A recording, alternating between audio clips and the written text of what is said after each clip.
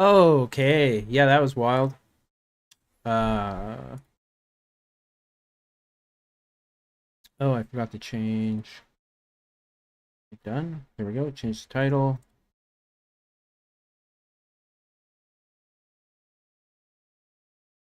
Okay. So let's see if we can get this up and running again.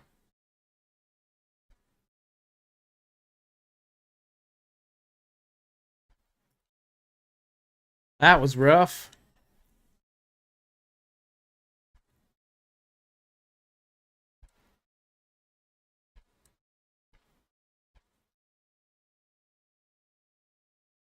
Very, very rough.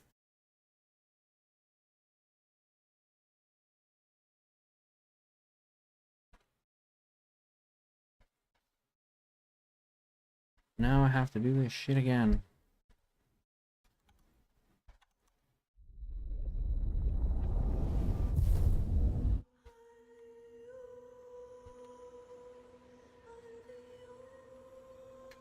Alright, and yeah, there's an event for Diablo 4 right now, so if people want drops from that through Twitch, it's up.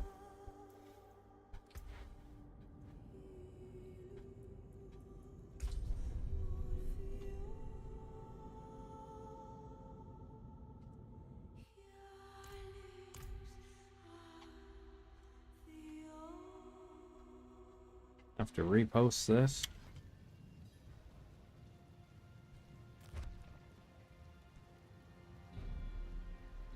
And here, still pinned as a message. Good. Okay. Hopefully it'll be okay now. Not sure what happened there, but everything kind of went to shit. Still saying my memory is like upwards of like 98%.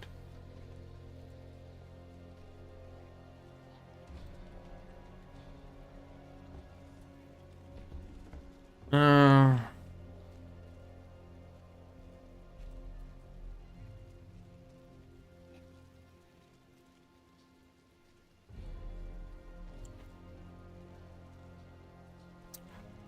Now it's starting to go down.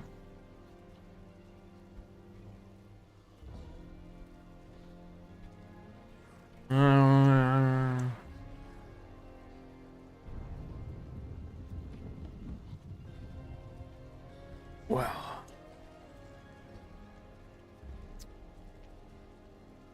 Hopefully it'll be alright. I don't know why this game takes up so much damn memory. It's crazy. Oh my god. Oh boy. Oh boy, oh boy.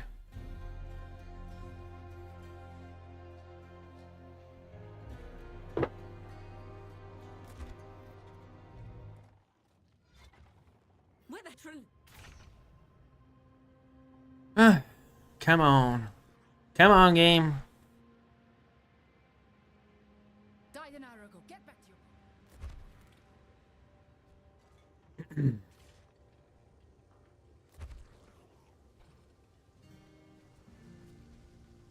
Come on. I just want to play. I just want to play, bro. Can I just play, Blizzard?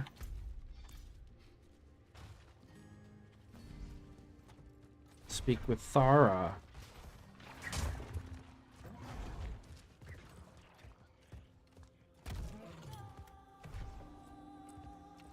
Alright. Oh, an event.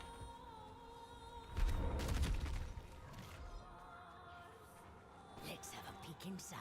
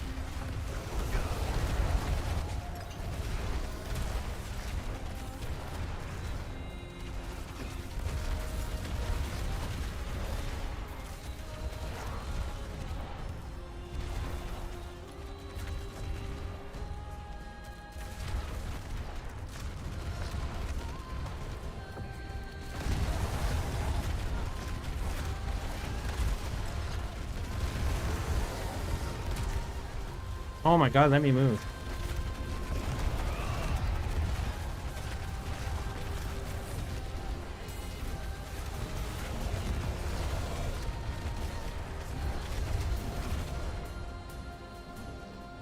Oh boy.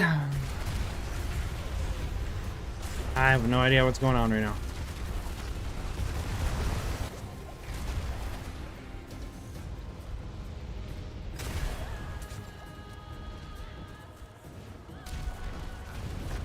Oh, game.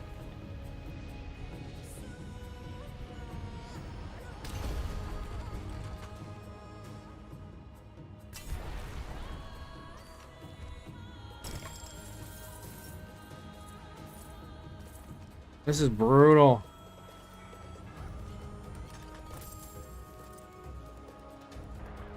Ah.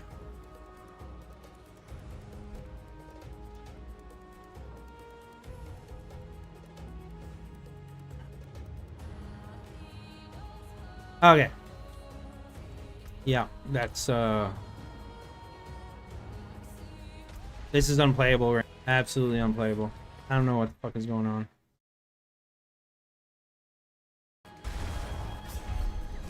Yeah. Just exit. Wow, Blizzard. I don't know what your patch did, but it bricked pretty much everything. Okay, so art stream. Go.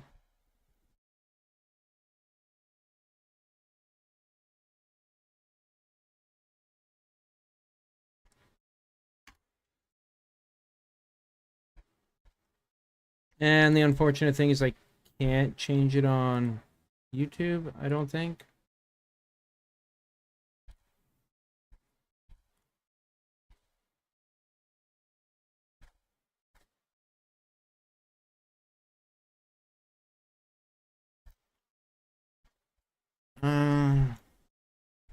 Yeah, I don't think I can. Well, that is unfortunate.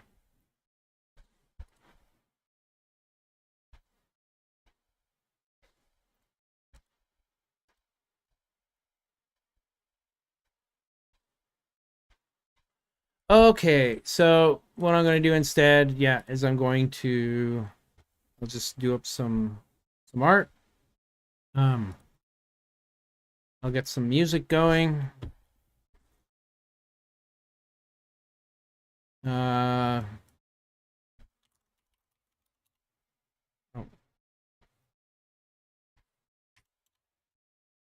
Wow.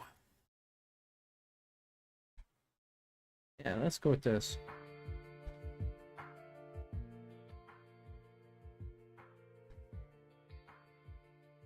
Okay. I'll open this up.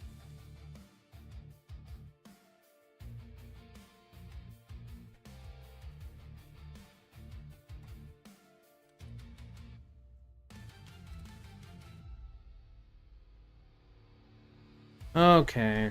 What do I want to do?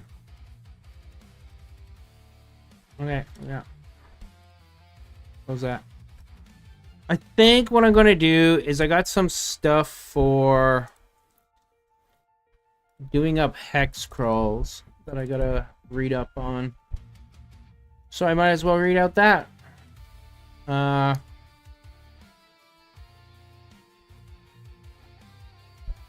I think it's this one.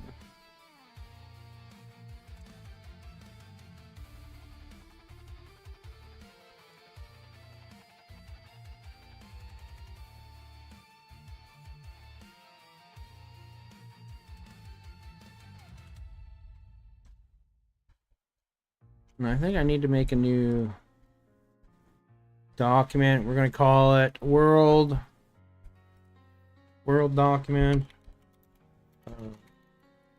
Dungeon world hex.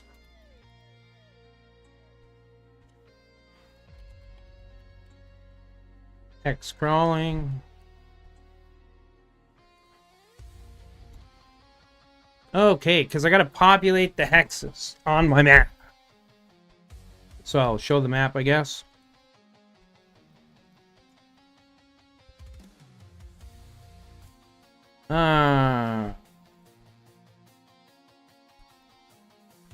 Where is it? Where's that? Right there, I think.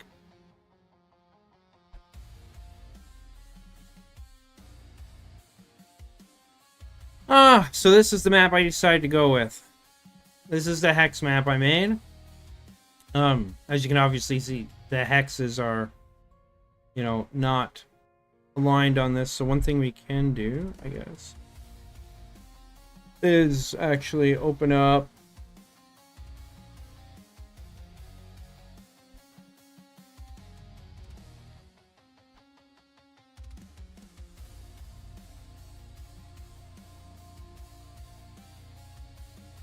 the map and roll 20.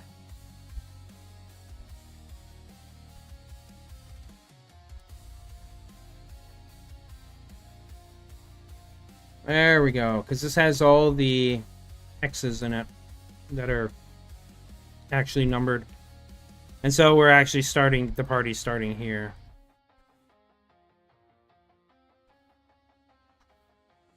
So, let's read through. Hex generation, placing layers and features, age of features, layers, placing layers. Okay. Geologic features. So let's go to the first chapter. And I guess what I'll do is I'll read through this. We can learn together. The rules in this book present guidelines for generating random hex content for use in fantasy role-playing games.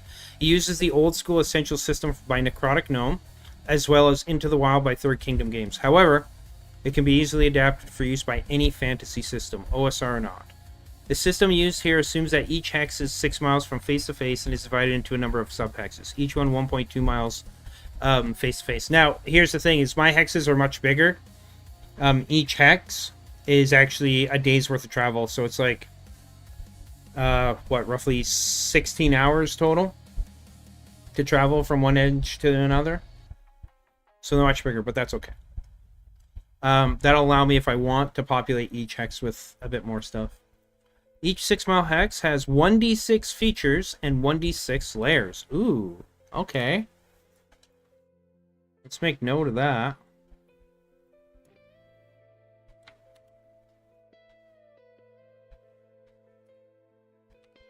Each 6 mile, or I'm just going to put each hex has 1d6 features and 1d6 layers. As an alternate rule, the referee can roll 1d4 for both features and layers when populating desert or grassland hexes, and 1d8 for both when populating jungle and mountainous hexes.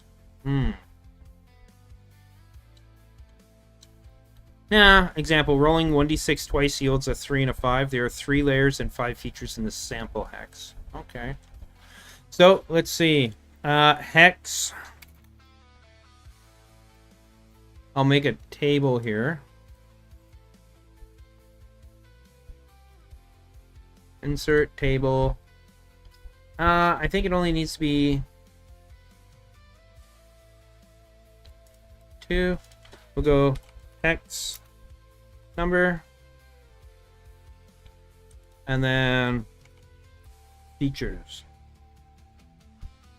Okay.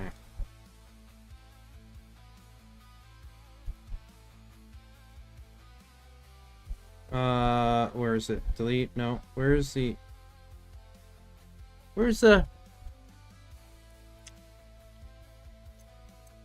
Who do we have here? Hey, Sophie. Me too. I was hoping to play some Diablo, but whatever they did with the update, it's like, as soon as the game launches, eating up all my memory, so I'm doing this instead now. Making D&D stuff. There we go. Insert.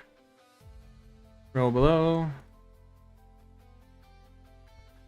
Let me think. I have 1, 2, 3, 4, 5. 1, 2, 3, 4. We'll start with 5. Yeah, I mean, this is something I was meaning to do anyways, but... Oh, and the other thing. I'm going to do this real quick. So... Emerald. I think it's Rusty. Let me see. So she managed to convince 2 rust monsters who were friendly towards us because we gave them food, basically, to follow us around the dungeon that we're in. So I gotta actually make the these for them because I couldn't. There's something going on with Roll20 where it wouldn't let me like just allow her to have control of them and see the sheets. So I gotta basically remake the whole thing for both of them. Natural. Initiative, I do believe, was +1. Yep. This over here. Yeah, it's super cool. Her character is geared towards such things as well. So it's 8 squares. We're gonna go walk / climb. 8 squares or 40 feet. 13. No, Dex is 12. Con is 13. Intelligence 2. Wisdom 13. Charisma 6. No skills. Has dark vision. 60 feet. Or, what is it? 120. Sorry. 120 squares. I think that's what it is. 60 divided by 5. No, sorry. Oops, that's like 12 squares. No. Yeah, 12, not 120. What am I thinking? How are you doing, Sophie? What you cooking?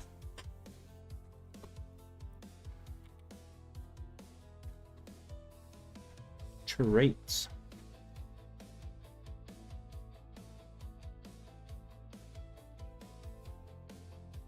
Iron Scent. By the way, thank you very much for joining me. I appreciate it. Some friend and I are going to start playing D&D soon, whenever they decide on a time. We're doing a one-shot campaign first and a long one that one of them made homebrew. That's wonderful. I'm very happy for you, Sophie. That is awesome.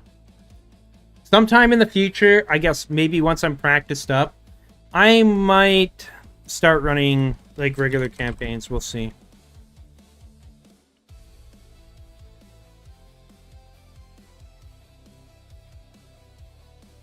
Maybe.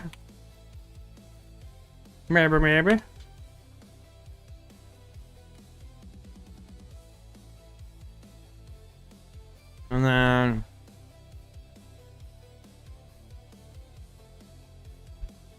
okay.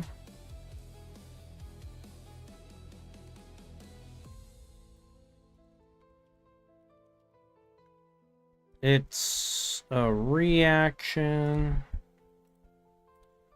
An attack. Attack save. DC is Dex. I put it 13. No damage. Range 1 square. Trigger. Hey, bro. Okay. And add a new one.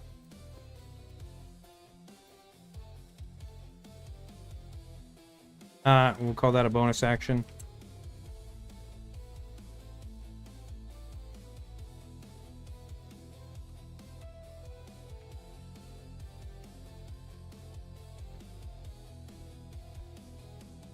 Attack save, dexterity, 13. No damage dice. Okay, there we go. No, I'm just working on D&D stuff. Yeah, I just started streaming. I was going to play Diablo, but would not work. Like it was eating up all the memory and on my computer and then crashing. It already crashed my stream once. Wow. Yeah. Okay. Making grilled chicken and a salad, nothing fancy. Also running out of battery, so I'll leave my phone charging. All right, thanks, Sophie. Enjoy your grilled chicken and salad. Yeah, I was at Cindy's one got my Uh-huh. kids to the store. Uh-huh. Found some ice cream. And Nice. stuff. And Yeah, I'm then, sure they really enjoyed that. Yeah, and then brought them home, and then Cindy was already home. She just Oh. got home. Cindy just got home, and then Yeah. she ordered Chinese food. Oh, nice.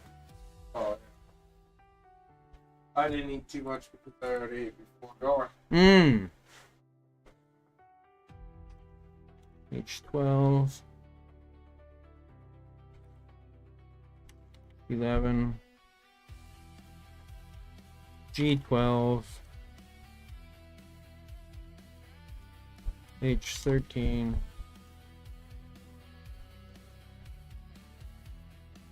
I13. We are going to add some more rows. How many do we need? Because I want to get all three of these.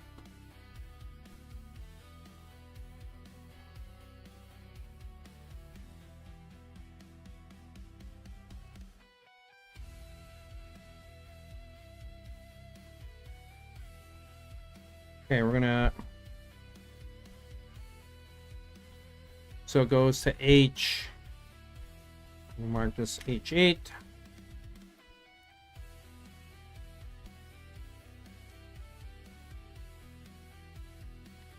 H9.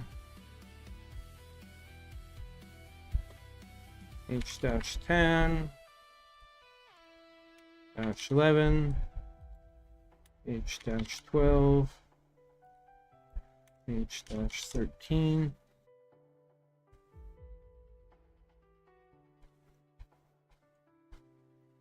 Okay, B, C, D, E, F, G. So it's actually G that comes first? Oh no.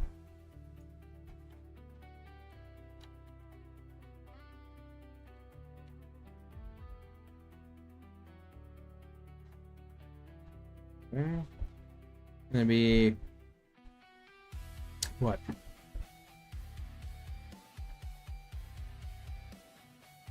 The only G I gotta worry about here. Well, let's see, G8.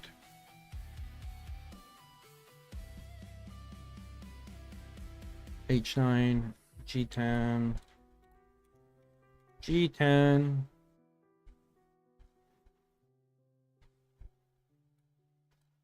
G-11. I think the furthest it goes up to is 15. From A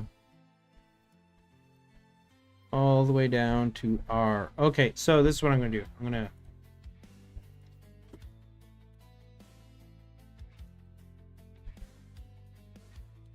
it goes all the way up to 15. So 1, 2, 3, 8, 9, 11.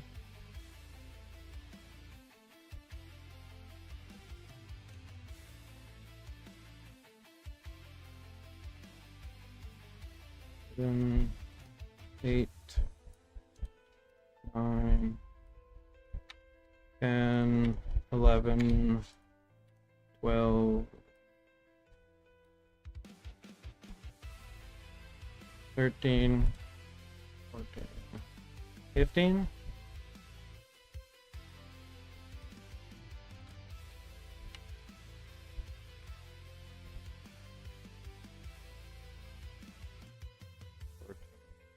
15. Okay.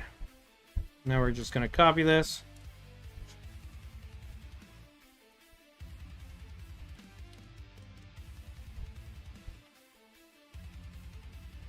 Oh crap.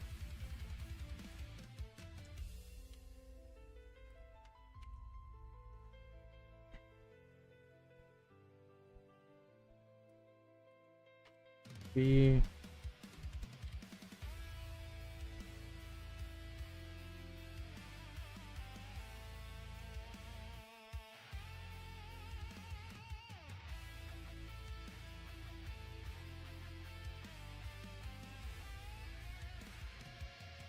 Ah!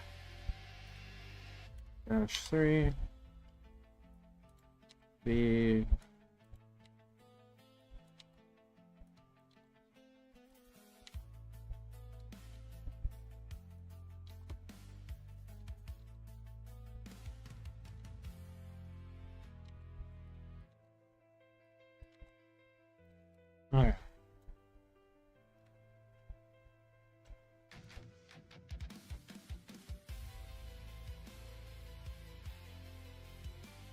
Okay, so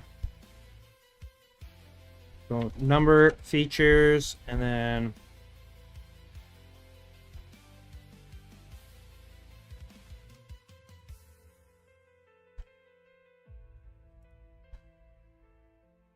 okay.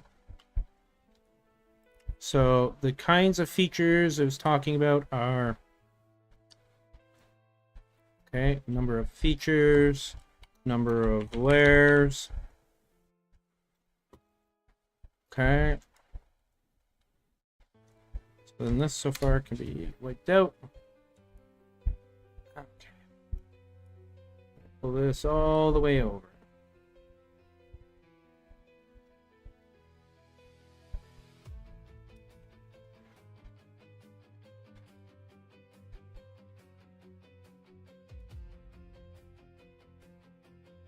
Okay.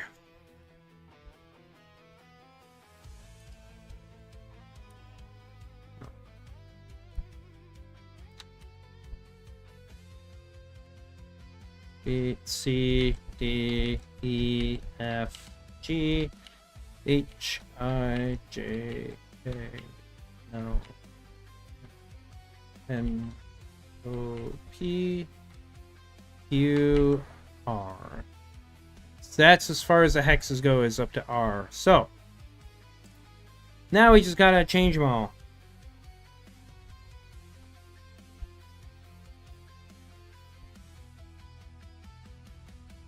B. Oops.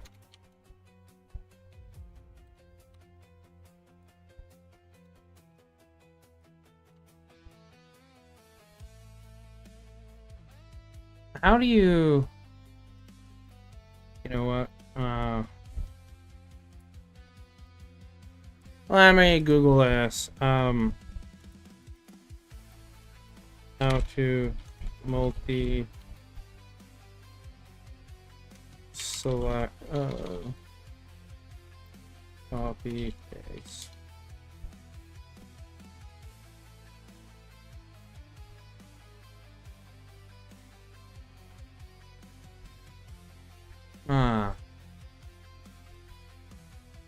How to have a table auto populate fields.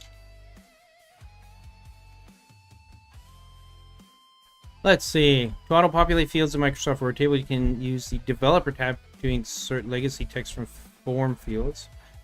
Oh my god.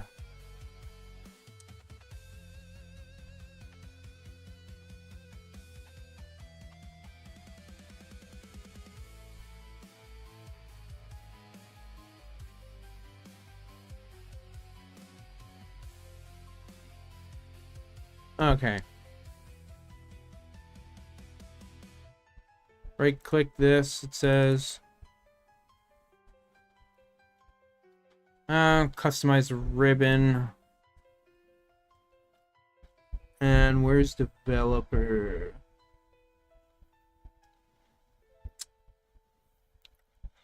It says select customize the ribbon and check developer.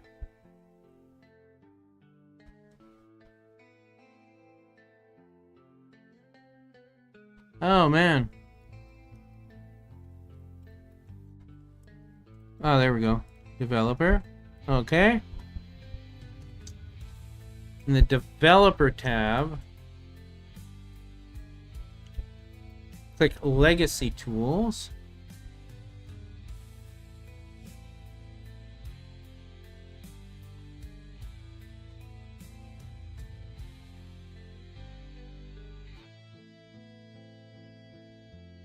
I don't see.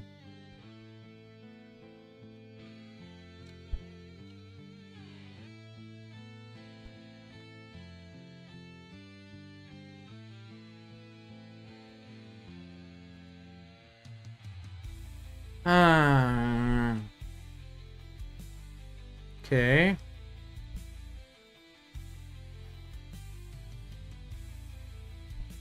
Choose text form field. Okay. Create a bookmark. Double click the new shaded text field to open properties. Okay. Give it a unique bookmark name.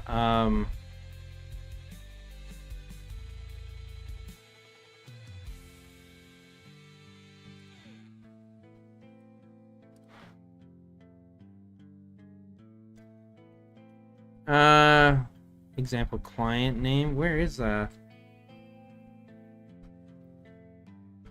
I know it said calculate on exit. I guess, C-by. Okay. Reference field. Go to the spot where you want the text to reappear.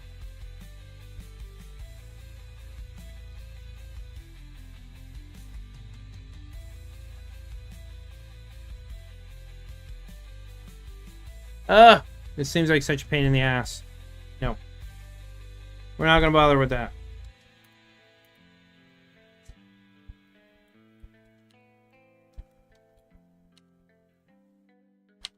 Oh my god.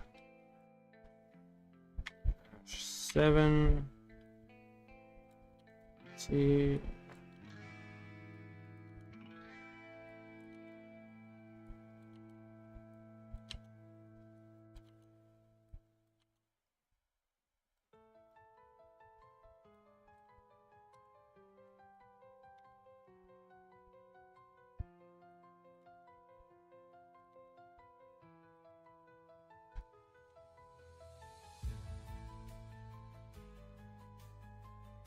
Hello there, Mulchine. My dear. Yeah, this is for the hex to populate them. I was gonna play Diablo, but unfortunately the game wouldn't work. So I decided to do this.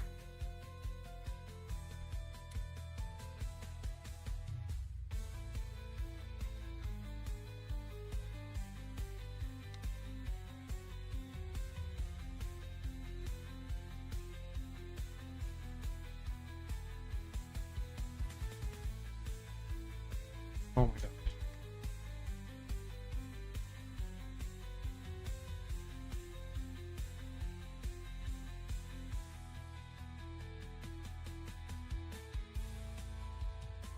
I'm beginning to wonder if this would be easier in...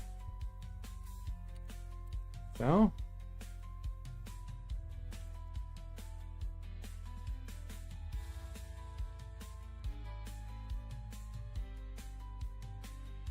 Ah, let's see.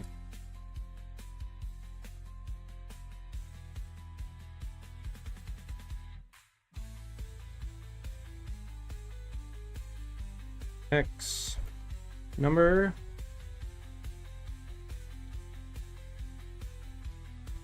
A 1.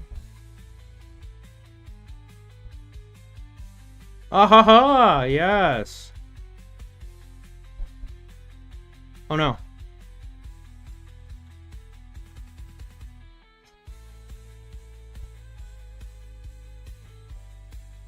Okay, no.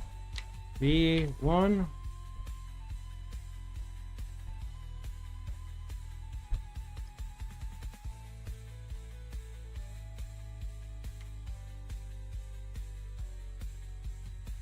One, two, three.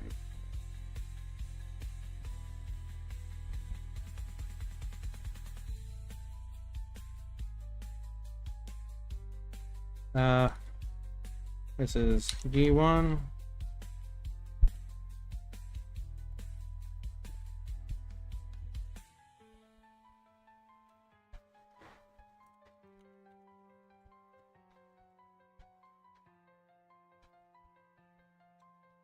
Okay.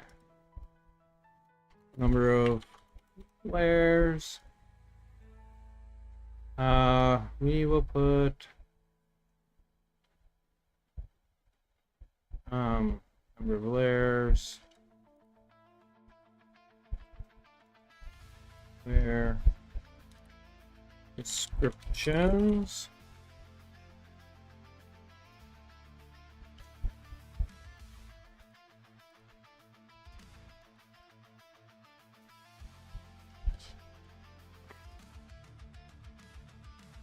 Oh wait, no, it's not there. I don't need to. Merge and center. There we go. Oh. Wait, why didn't it merge them?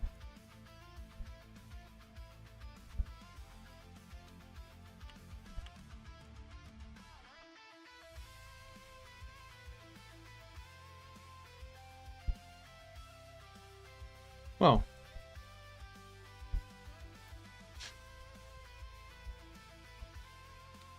Number layers.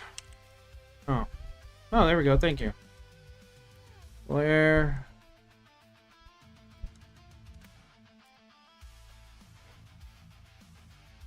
Oh. Maybe too many players. No, they did a patch. And I have a feeling it has something to do with the patch. Mm-hmm. Indeed, indeed. Yeah, I hope she has a lot of fun with that too. Okay, we're going to...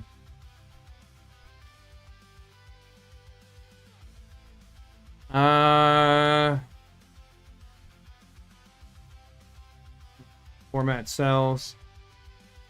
Border. I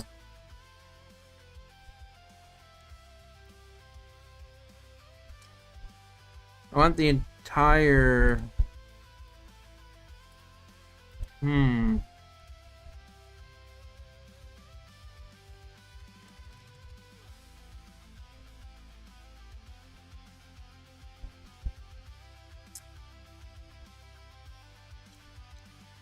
Okay.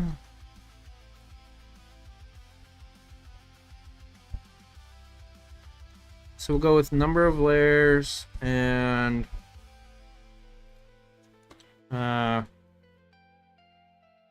number of I want to do layer descriptions. But for now we'll go features.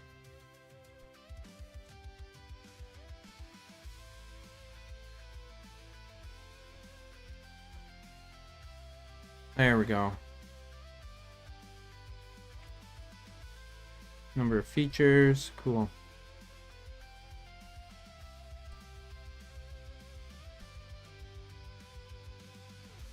You know what? We'll worry about that after.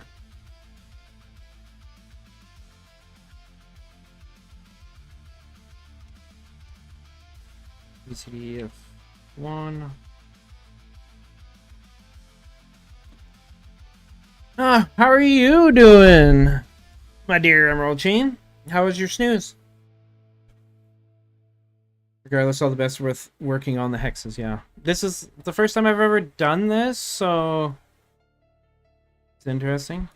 1, 2, 3, 4, 5. The process, I mean.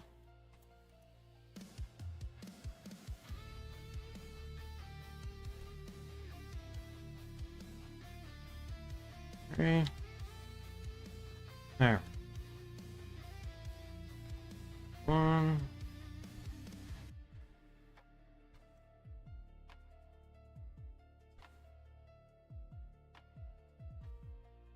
Only 1.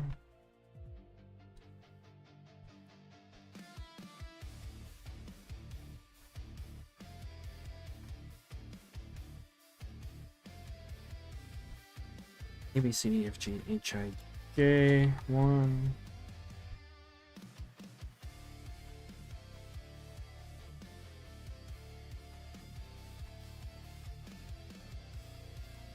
A1.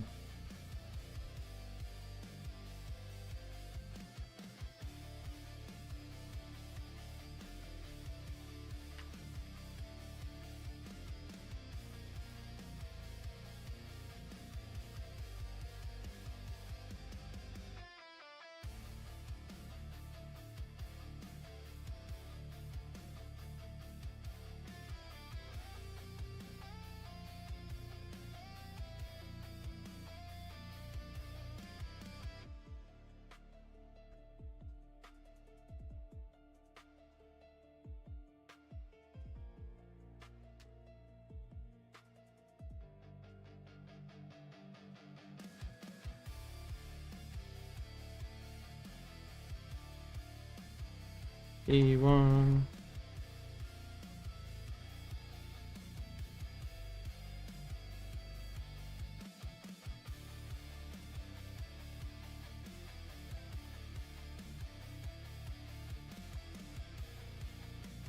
What the hell just happened?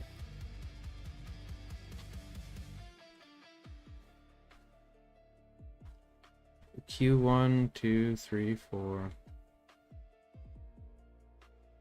What is going on?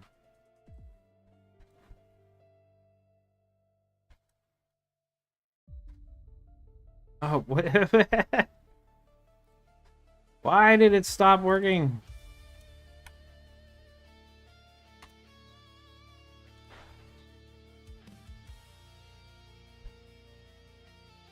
Hey, 15. Okay.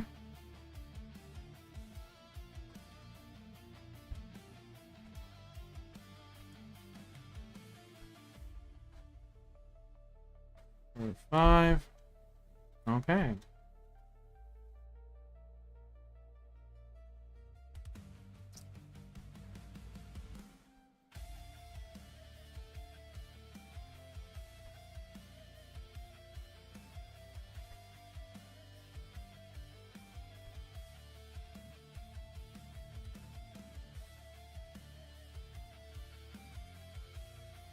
There we go.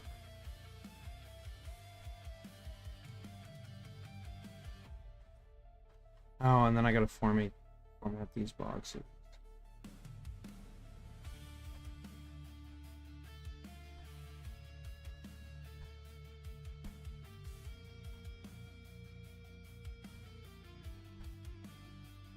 Oh, damn it. Okay. Yeah, like that. There we go.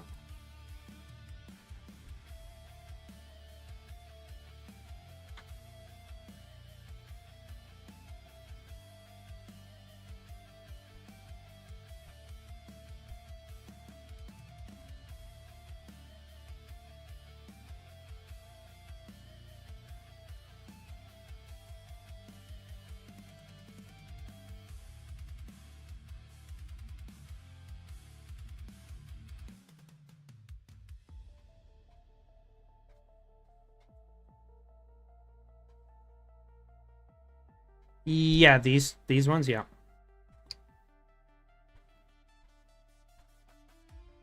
There we go. Yeah, just because of the length of the thingamajig here.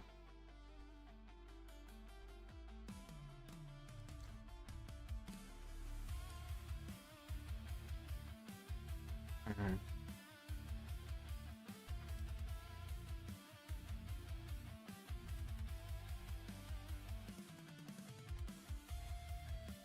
Through the text. Okay, there we go. So, so then, let's see. The question is, can I take this and just input it as it is into Microsoft Word?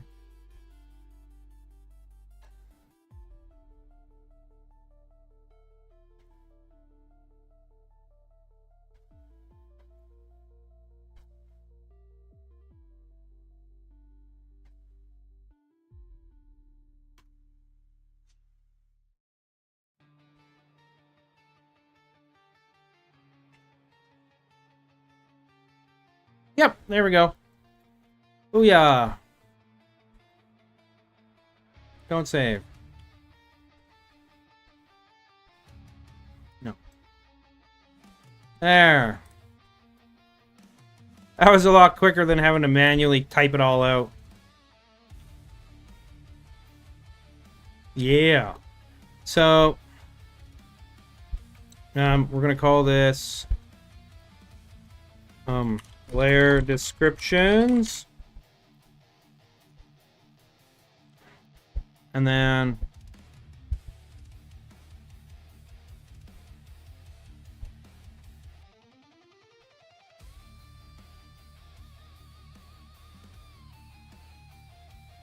Actually, no. We're going to go like this.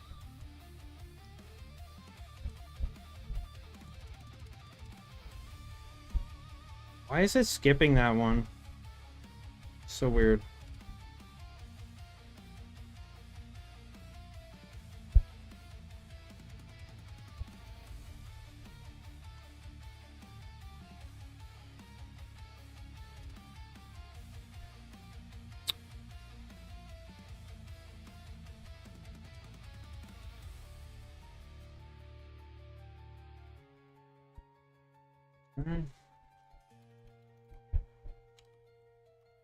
Features.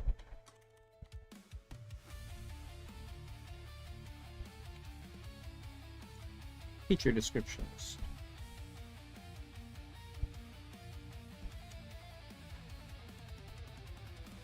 Ah, dude!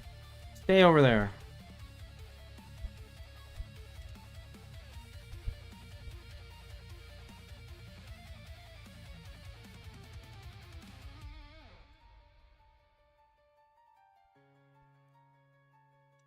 There we go.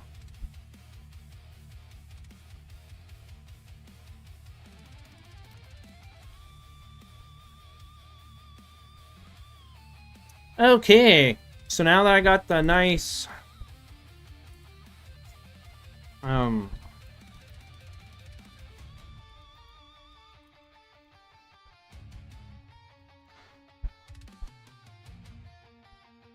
we'll save it in there.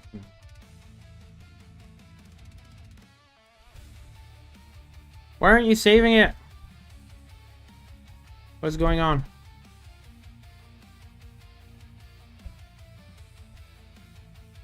File, save as. Ah, we'll go browse.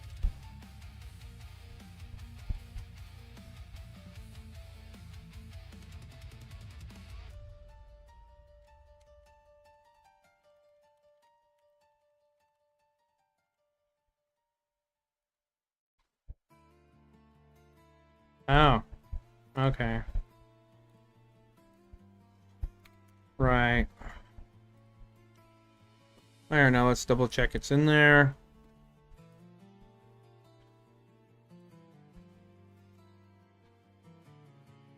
Yep, there it is. Okay, cool. Okay. So, we go back up to the top.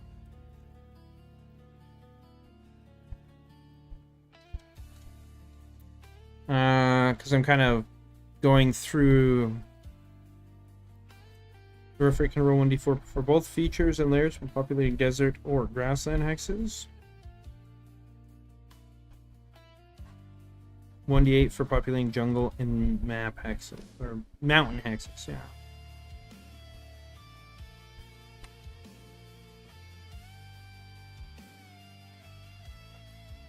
Okay.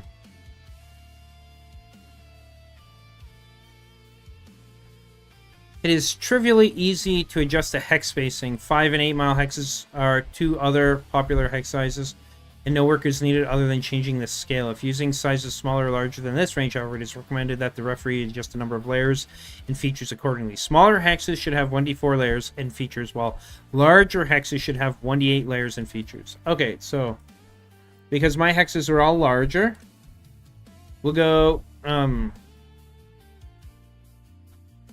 each hex has 1d8 layers and features.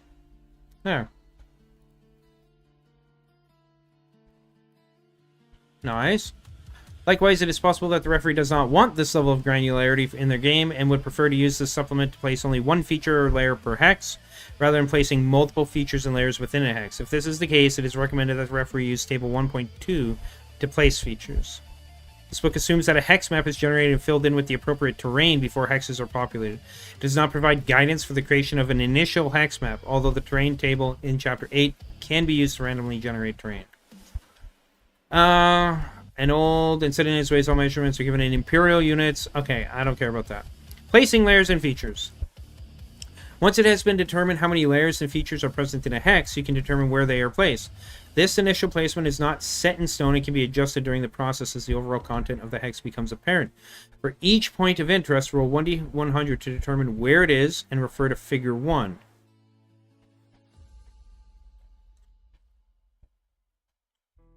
Okay. How many layers and features are present in a hex? Oh, so it's taking like this, so I would need like a larger... How many hexes is that? 1, 2, 3, 4? So 4 out.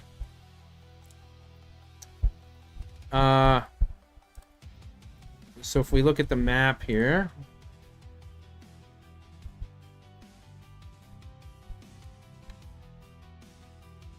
Because they're like 1, 2, 3, 4. There's like the edge of the hex, roughly.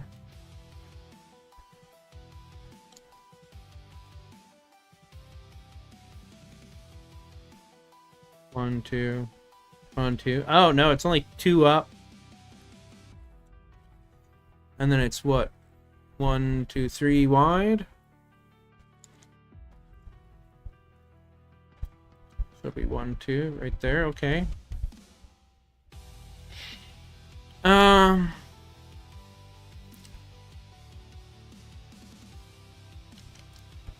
So I guess it's per... This initial placement is not set in stone and can be adjusted during the process as the overall content of the hex becomes apparent. For each point of interest, roll 1d100 to determine where it is and refer to figure 1.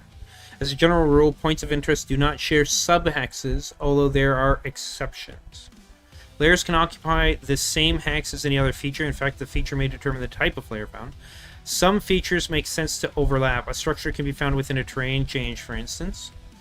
An online random number generator or dice roller is recommended for several of the mechanics described in this book, whether to generate a range of numbers for which there are not corresponding dice, or to generate large numbers, such as rolling 10d100. Reroll any duplicate results in the same category, but not those in separate categories. It is recommended that features be generated first, as it is possible the terrain in a hex will change upon feature generation, and a generated layer may not fit in the new terrain. Conversely, you may find creative explanations for a layer that exists in a non-traditional terrain. Into the Wild has compiled encounter tables designed to create layers. These tables include monsters from both classic and advanced OSE books, as well as other sources. Additionally, the monsters include those not found on the Wilderness table, such as oozes, minotaurs, and others. The same applies to generating features. If a feature is not appropriate, I swear this music seems like really loud to me. Like, why? Why? Why do you seem so loud to me? That's bugging me. Ah.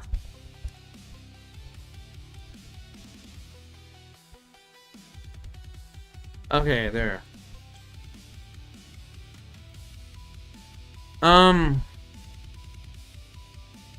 Okay, why, for instance, would a large body of water be in the middle of a sun-baked desert?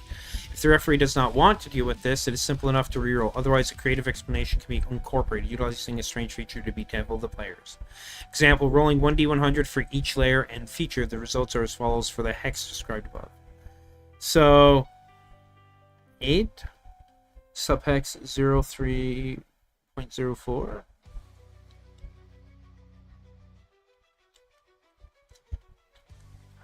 Am I, like, not getting this? Where's number 8? I do not see number 8 in here. Oh, here's 7 to 10. 5 to 6, 7 to 10, 1 to 2, 3 to 4.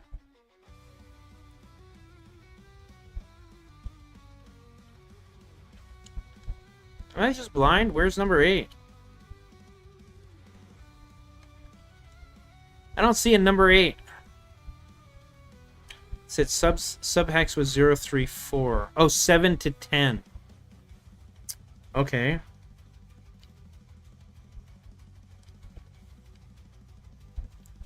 Uh, 81 subhex 0703. 22 subhex 0403. Okay.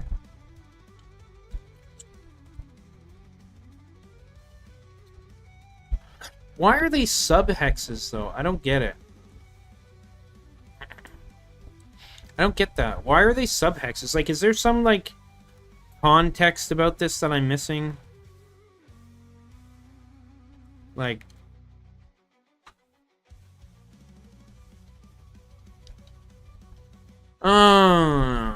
Okay.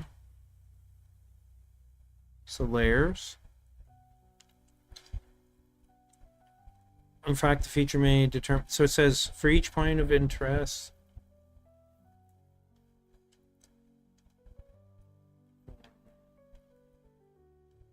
Where was it up here? So it's 1d8 features and 1d8 layers.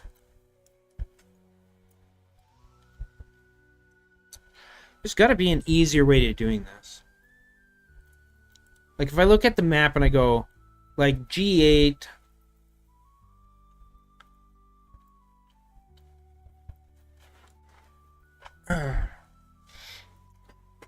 Let me see.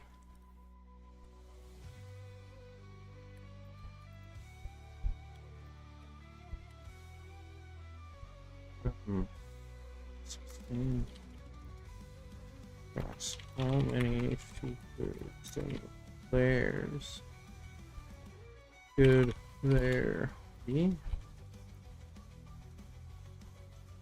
A 16-mile hex, often used for regional maps, roughly 250 square miles, should generally contain 1 to 3 main points of interest, features/layers, with some hexes left empty for wilderness travel. In dense, high-level areas, this can be increased, but 1 to 3 ensures exploration feels rewarding without overwhelming players or turning every encounter into a slog. Average checks: 1 major feature, dungeon, town, castle, plus 1 to 2 minor features, hidden tomb, strange shrine, monster lair. Okay. Populated hex, borderlands, 2 to 3 features with at least 1 offering a significant adventure hook. So, this thing doesn't seem to be helping me. Like, it seems overly complicated, if that makes sense. Like, because they give no context for this. Like, I'm not making a new map with this type of setup on it. Like, I already made the damn map. Features are typically rolled for and placed first since they may have an impact on the location or layers. 1, 2, 3, 4, 5. I mean, I could roll...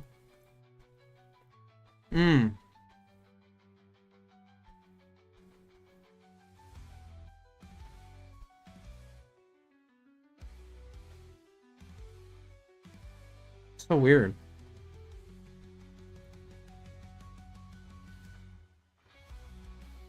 Is it like denoting each one out of the 100? That's what it looks like. Within like a subhex like overlay. But how would I manage that like easily?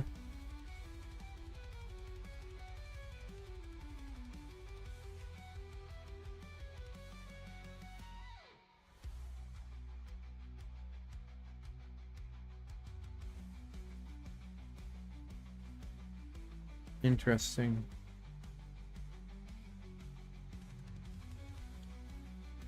Now, I had notes on something else that I had taken. Open. Browse.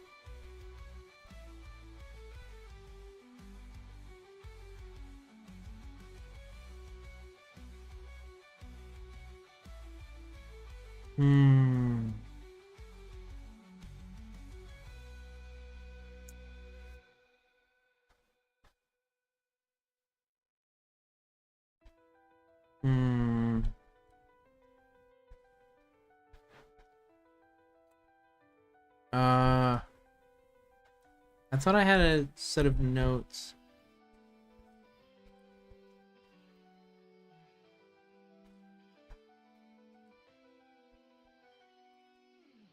This?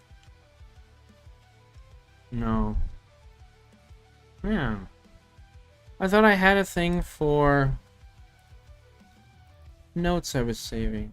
List of things for populating hexes. Ruins and relics, lairs, castles and citadels, temples and shrines, villages and settlements. Okay. So, luckily, right now there's only one settlement that I have to worry about. That's already on the map. There's no... Maybe there's, like, going to be castles and citadels.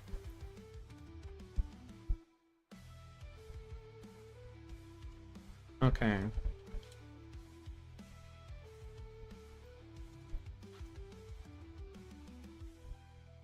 Okay, wondrous, special things, magic.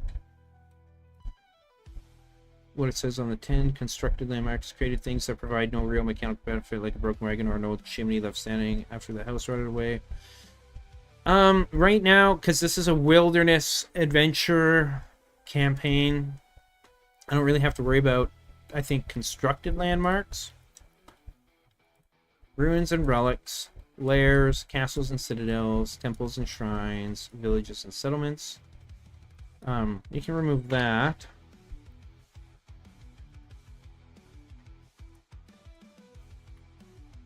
And I could roll for each one, maybe? 4?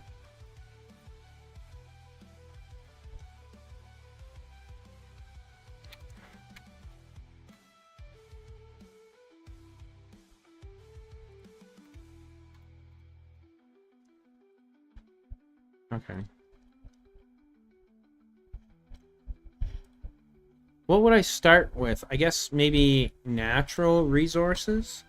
But I need a list of natural resources. Okay, like... Let's see, is there a thing like that here?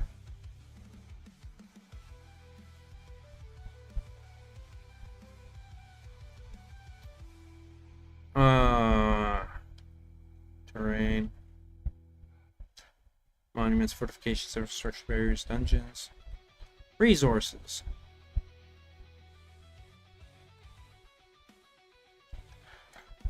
Okay. If I was to do this... So 1d8 layer. So roll for resources, animals,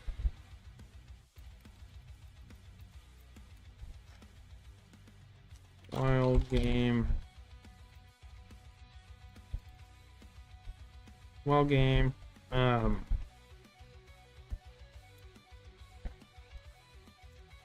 minerals, /ores.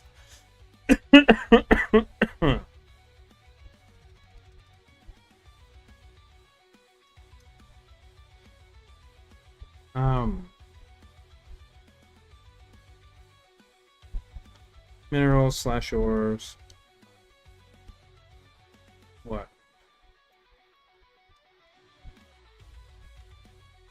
Forestry. Let's see, what do they have listed here for resources?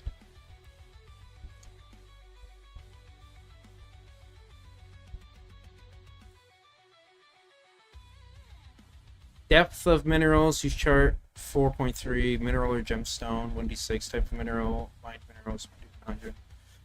Type of mined gemstone. Valuable minerals are less likely to be visible than quarried rocks. Use the same table above to determine the depth at which the resource is found, adding 5 to the roll for metals and 10 for gemstones. Mined ores have the same chances as quarried stone to be exceptional. Mined ore will contain either 1 to 4 minerals or 5 to 6 gemstones, putting aside the fact that gemstones are, in fact, minerals. Following are some examples of mined minerals. Okay. Minerals sought after for use by alchemists. Special magical mithril, adamantium, other magical minerals. Mined minerals must be smelted or otherwise processed, depending on the mineral and how far it must travel to its destination. It can either be processed at the mine or shipped back to civilization and then processed. Smelters cost 5,000 GP to build. Interesting. Quarried mineral. Okay.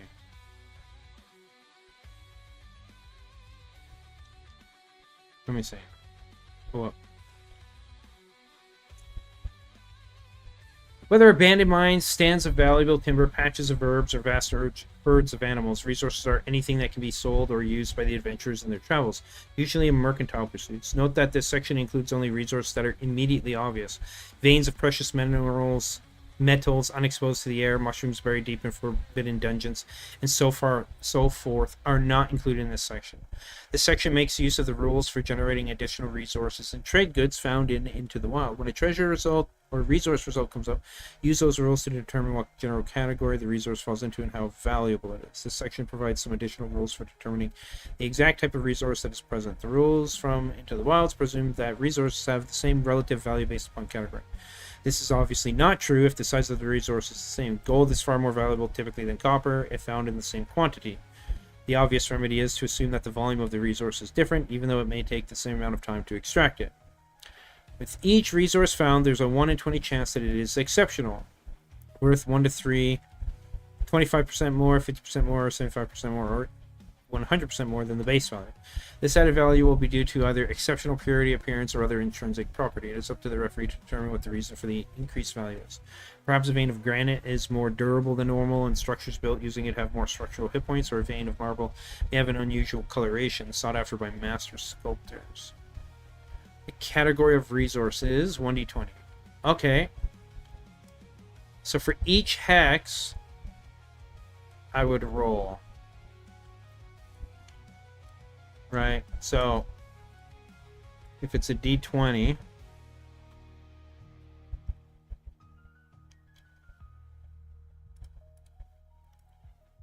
one d20 for resources.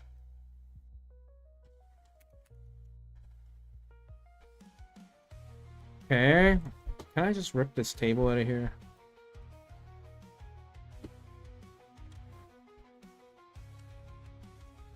Insert table. What is it? 2. 1, 2, 3, 4, 5, 6. 2, 6. Cool. And then I'm gonna need one more. Okay, this one's gonna be D20 number and type. Resource type.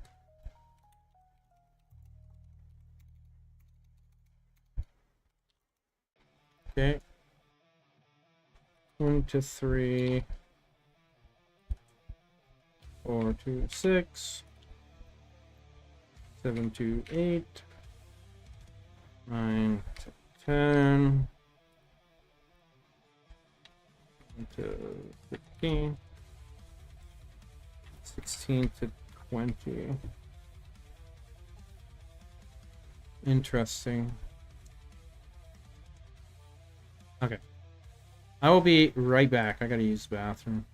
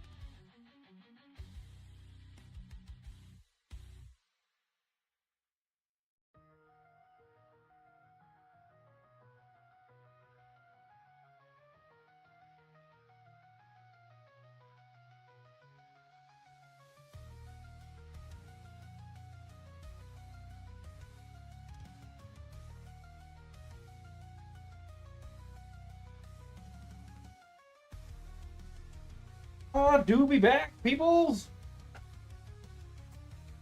Here you go, Halo.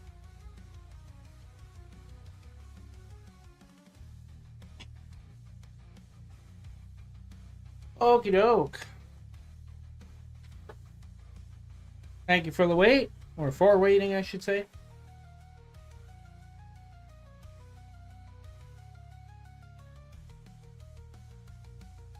Thank you, thank you. Much appreciated, my dear dear.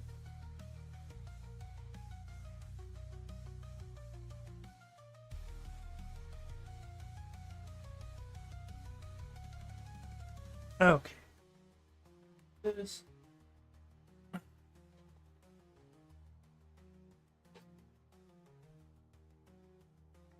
Okay.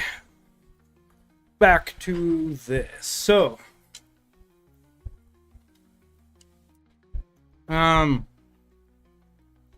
So the hex we're going to start on, let's see, H12.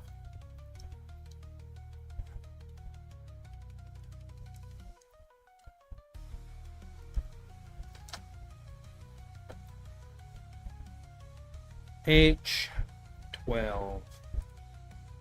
Right, so if I pull out my dice, what's doing there, Halo? My nice dice holder.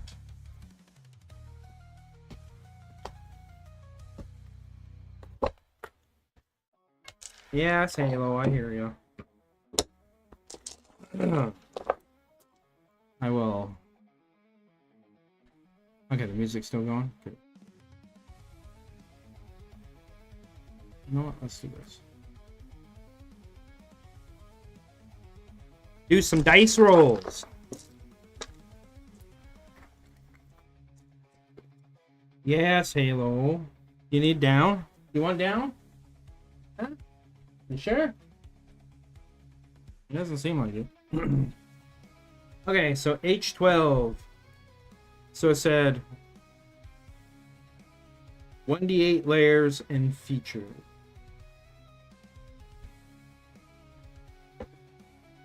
Okay. Okay. Now, features.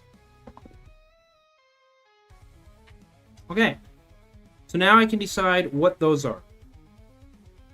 Alright, we'll go back up to here.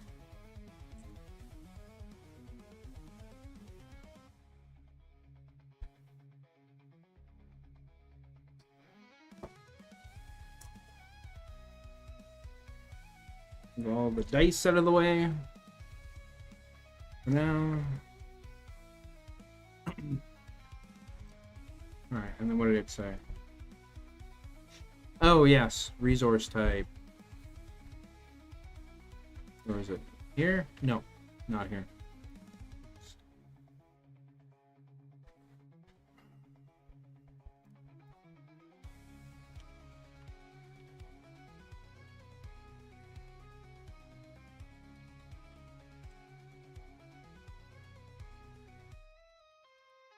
Okay.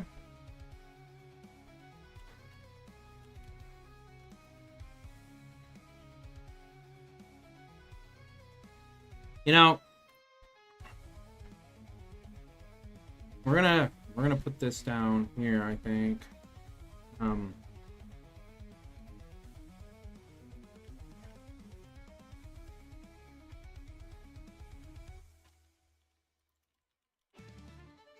Okay, and this one will be vegetable, agricultural, and then vegetable.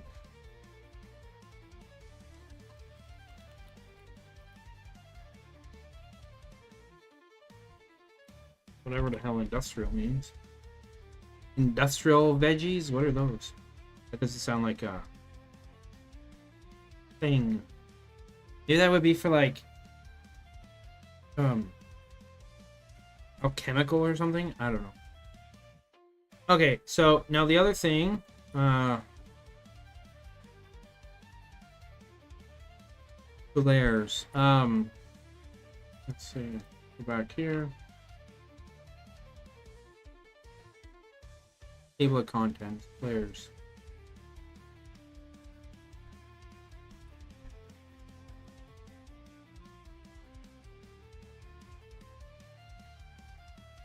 Ah. Okay.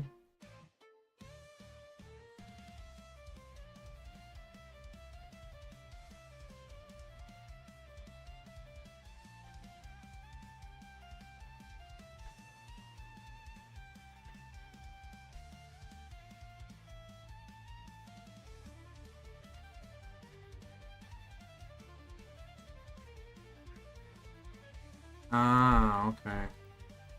Okay.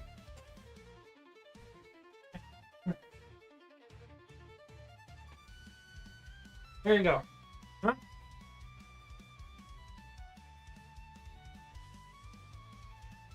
Okay, so yeah, features. So we will insert another table.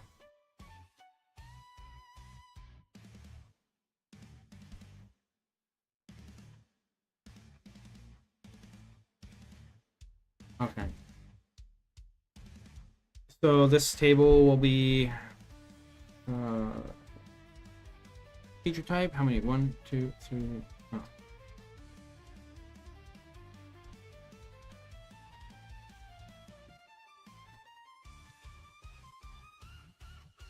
Twenty number.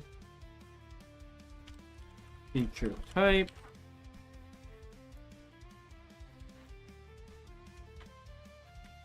Or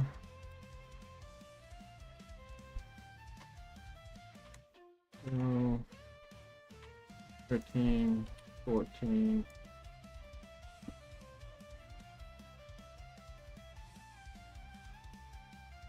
Oh, I'm not going to include terrain or settlement. So I need what?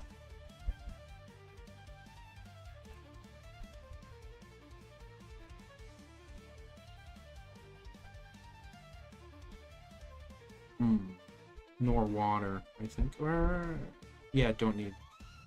Well, do I want water in there? I don't need water because I think.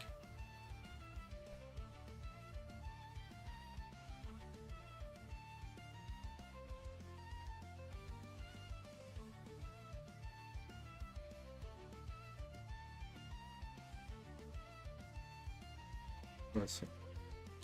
Via logic. Structure.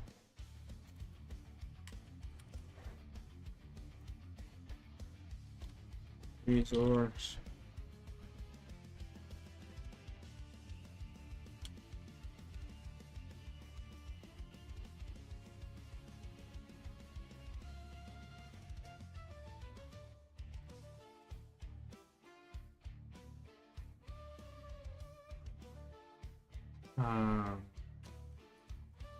Water. Okay, so if this was 13 of 15, 16 to 17. Or 13 to 14. 15 to 16. 17 to 18. 19. 20. 1, 2, 3, 4, 5, 6, 7, 8.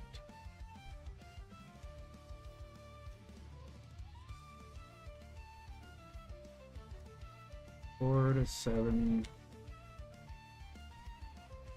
8 to 11, 12, 13, 14, 15, 16, 17, 18, 19, magic 20.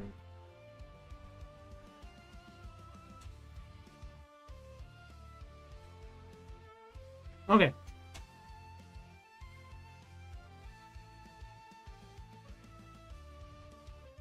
Okay.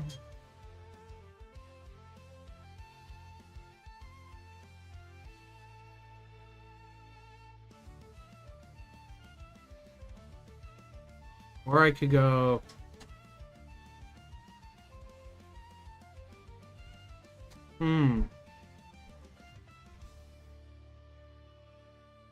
Let's see, how do they break this up?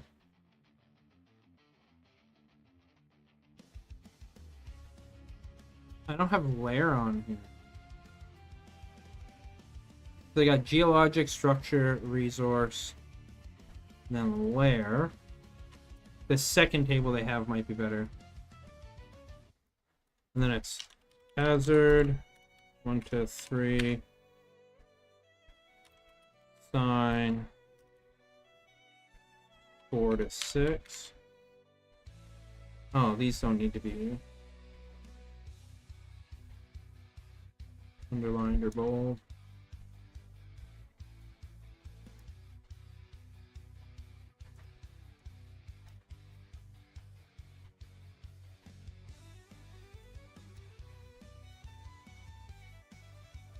Okay.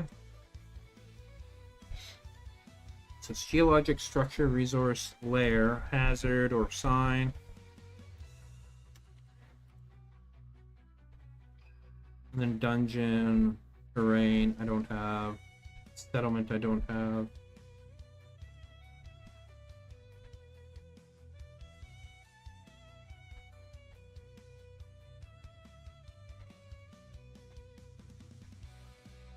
You know what? We're gonna put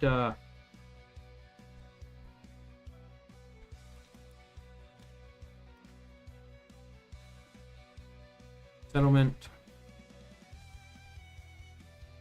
water,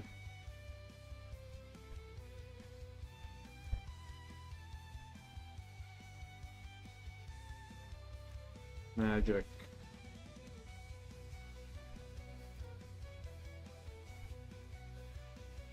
No features. 1, 2, 3, 4, 5, 6, 7, 8, 9, 10. So perfect. 1 to 2, 3 to 4, 5 to 6, 7 to 8, 9 to 10,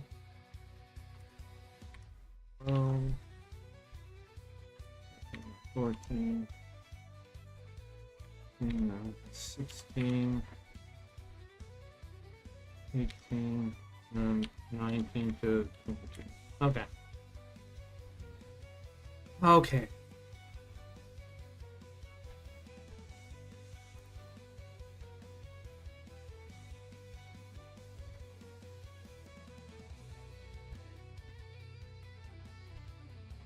So they're doing a much bigger, so we're gonna do what we're gonna do. They do 2 layers and 2 features. 2 layers and 4 features.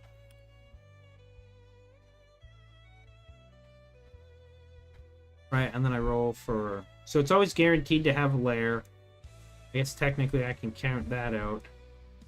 Let's just re-roll again, because each one is guaranteed to have a layer. So it has this one at least, because we're starting. It's a dungeon. This one has, right? So they all have 2 layers, right?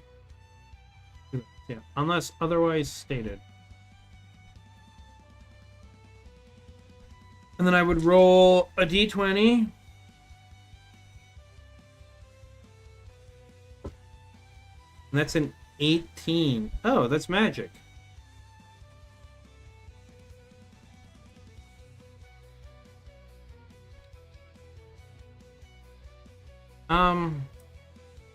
Wait, because of the size, right.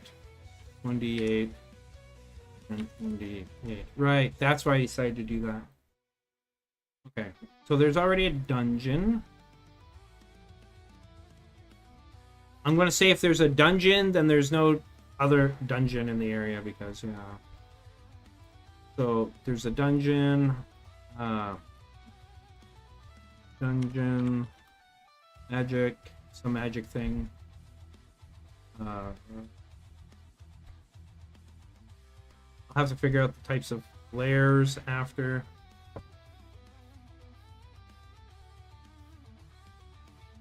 Wow, I'm rolling really high.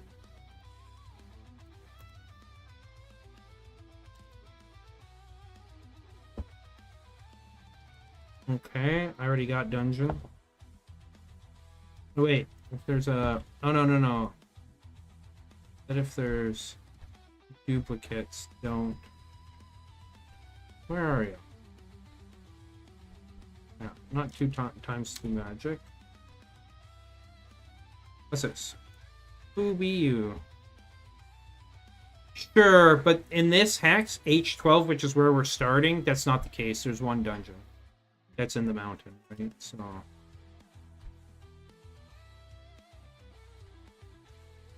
Gotta roll again.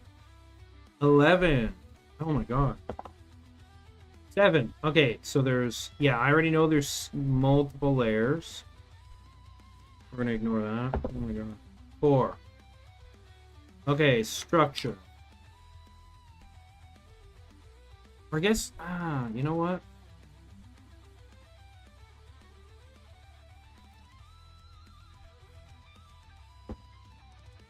Nine.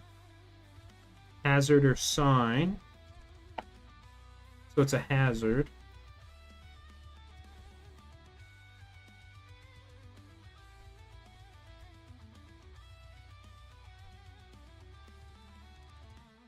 One, two, three, four, five. I need 2 more.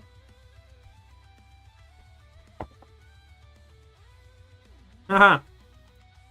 Okay.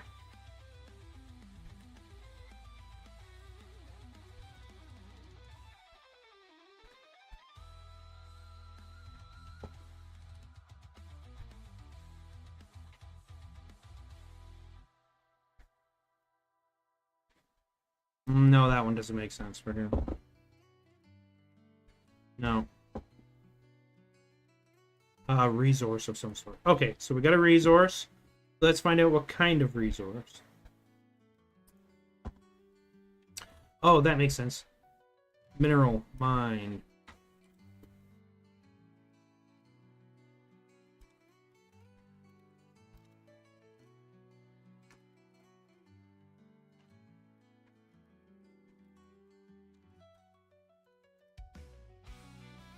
Okay, so that's the first hex, right? Like, this is what's in the hex. There's a dungeon, which we already know about. There's some kind of hazard. There's 3 magic things. There's a mineral that can, of some sort that can be mined, and some form of a structure. Okay. And then for layers... Let's figure this out. Where is it?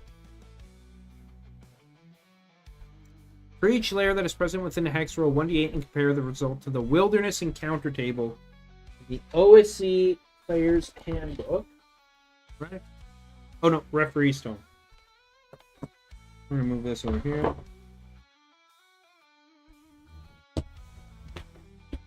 Okay.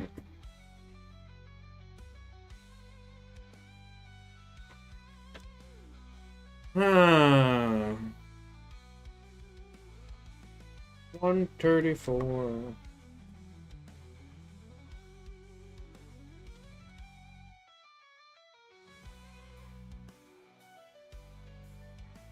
For each layer that is present within a hex, roll 1d8 and compare the result to the Wilderness Encounter table in the OSC Referee's Tome. This determines which encounters sub-table to use. Well, we're in Hill Mountains. So it's a D8.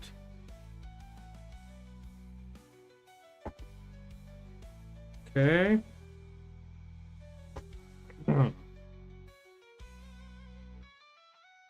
It's animal.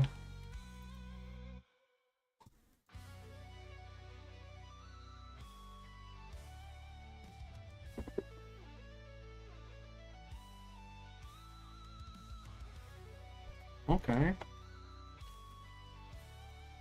Okay. So we got the layer numbers. We got those figured out.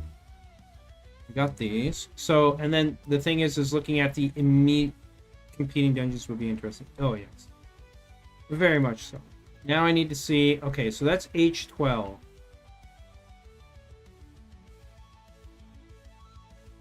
Alright, so we'll go H11. We gotta find out how many... let's get this over here. Bookmark. Okay, so now I need to roll for, I think it was 1d8 layers. Right. 8 layers. Wow. That is a populated area. And then how many features? Okay, and then only 3 features. So I think what I'm going to do, H8, that's the one we have to ignore. But we're going to go here. I'm going to go down the line, and I'm going to pick off 1 for each, just so I have the number. 2,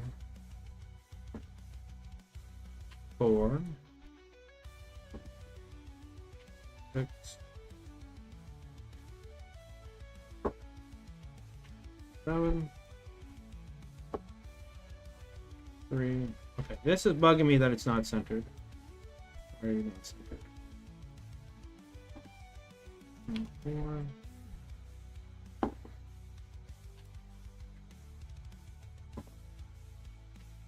6.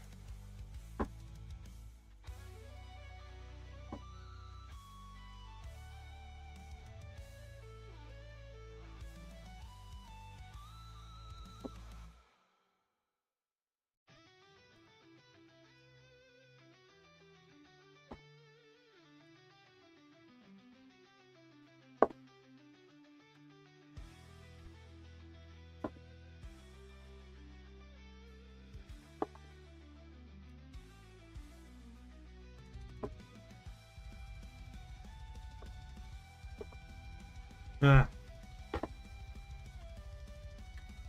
4.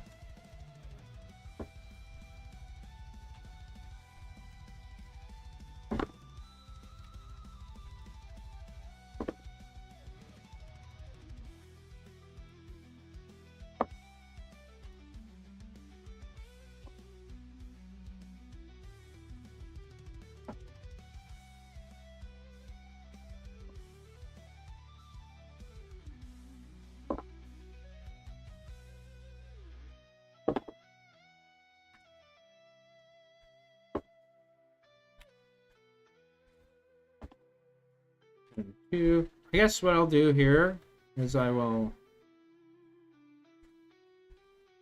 since I'm technically, let me do this. Where are we? Right here. 2. And I.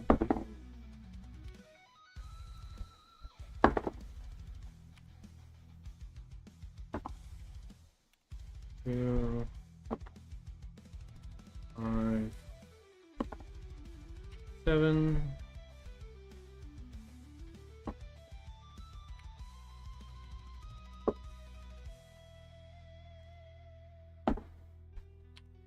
Four. It's a lot of rolling. 3, 8, 5, 8, 5, 2. Whoa, what to be this? Rolling, rolling, rolling. Yeah, gotta keep on rolling.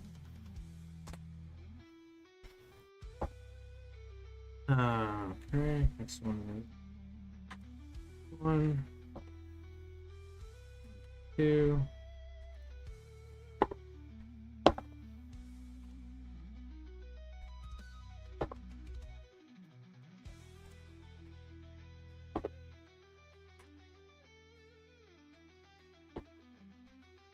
7, 5, 2,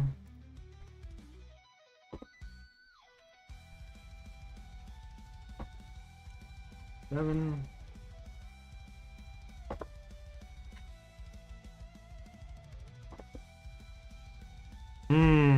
Yeah, okay. One major feature. 2, 3. Now the one I gotta note down as special is because this is the town.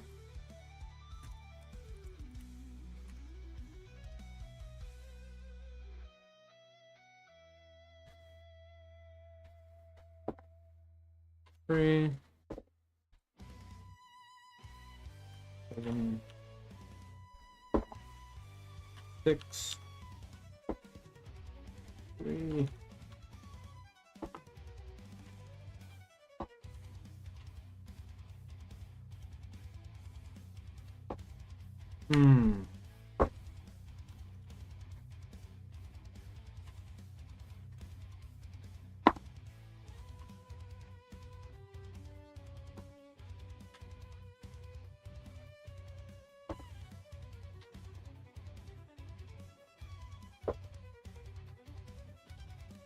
I'm gonna switch the dice though. And you know, I'm gonna roll them both together, right? So the the red is gonna be layers, the white is gonna be features. Wait, it's D8s. What am I doing? D8s. D8. And okay, so red's gonna be layers, purple is gonna be features. This way I can, I don't have to roll quite as much 2 and 2.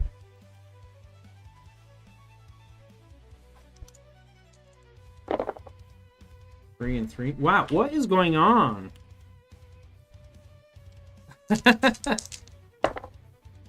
Okay, so 3 and 7. There we go.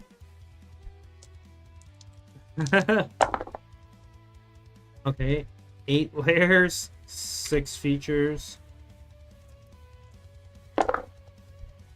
Right, 3 layers, 2 features. 6 layers, 7 features. Yeah. 6 and 8.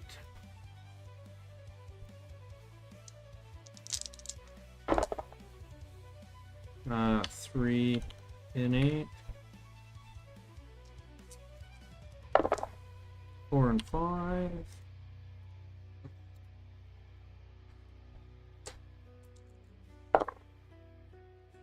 6 and 2.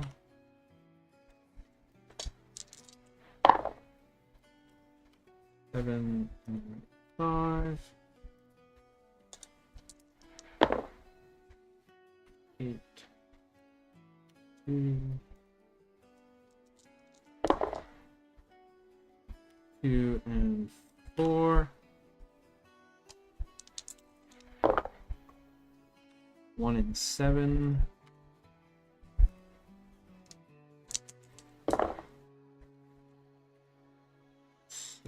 7. 5 and 5. Noise. Even Stevens. Or is this odd Stevens because they're both odd numbers? 4 and 4. Now that's an even Steven. Right there. Yeah. 2 and 6. 7 and 3.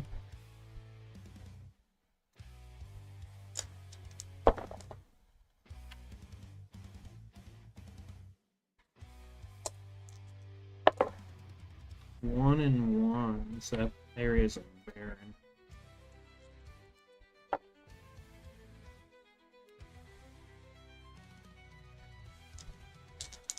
Even because they're the same, regardless if it's odd or even. Sure. Whatever floats your boat.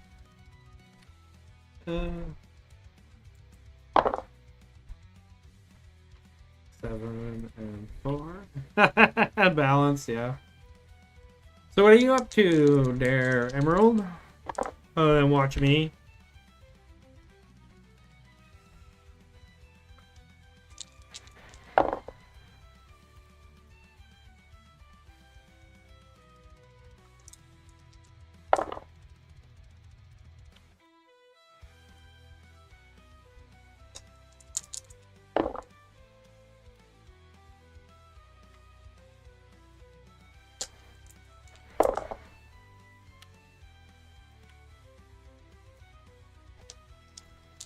Yes, exactly. Other than watching me roll and rolling.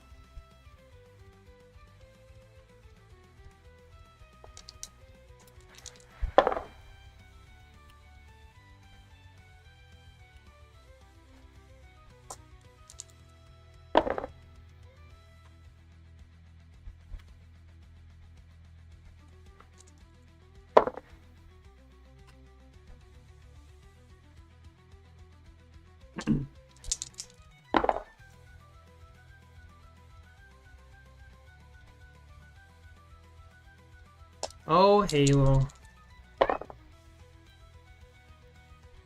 What's up? Huh? Can't you see I'm rolling?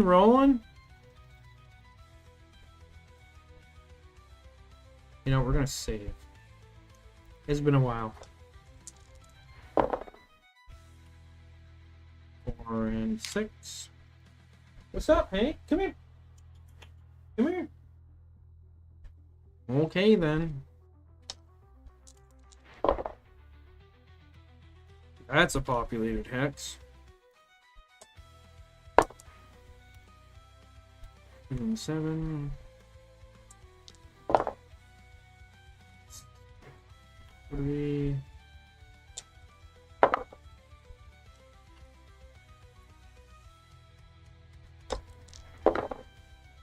8 and 8. Yeah. That's a huge hex. Played Sky real quick, thinking of what to do today and thinking the bed's a bit too comfy, so might sleep for a while in a bit here. Yeah? Well, if you need a rest, you need a rest, you know? Another 8 and 8. Holy. Yes, he be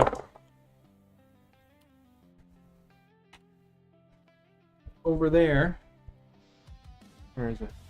Right down there. Okay. Yep. Yeah, over there by the door. Just a chillin'. Chillin' like a villain, you know? You know how cats do.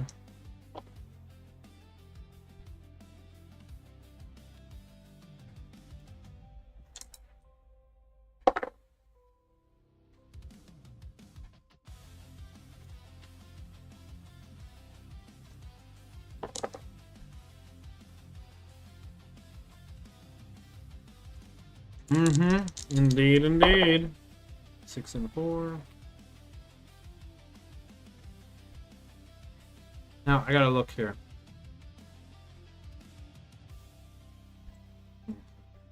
Hmm.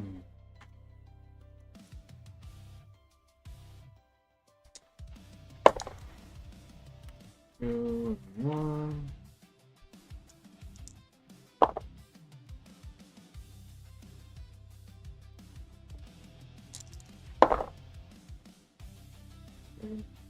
Four. Oh, well, it goes from A to R times 15.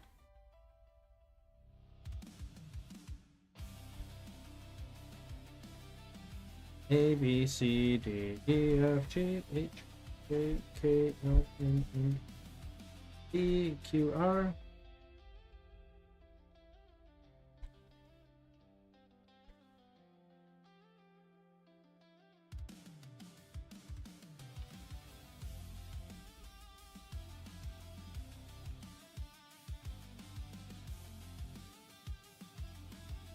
$16? I don't know, 18. There's 18 total, so 18 times 5.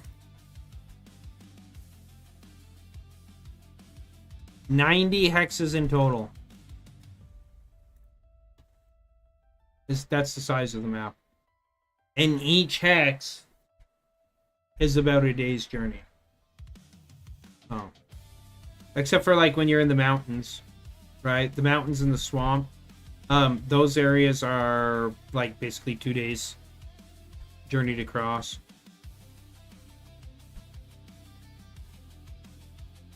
Yeah.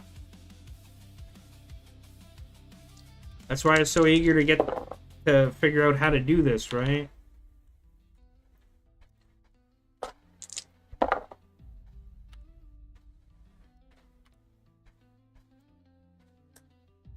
So that I can start populating the map.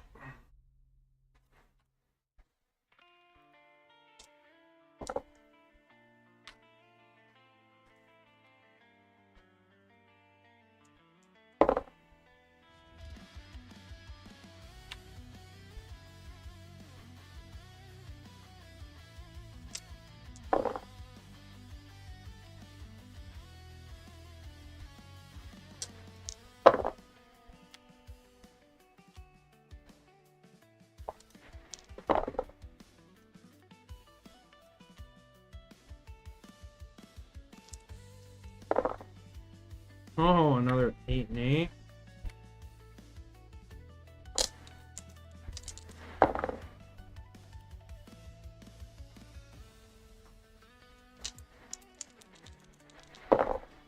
Ooh.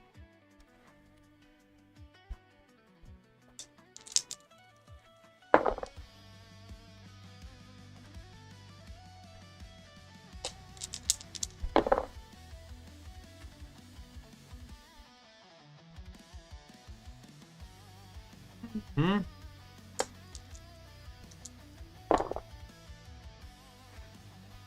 Six.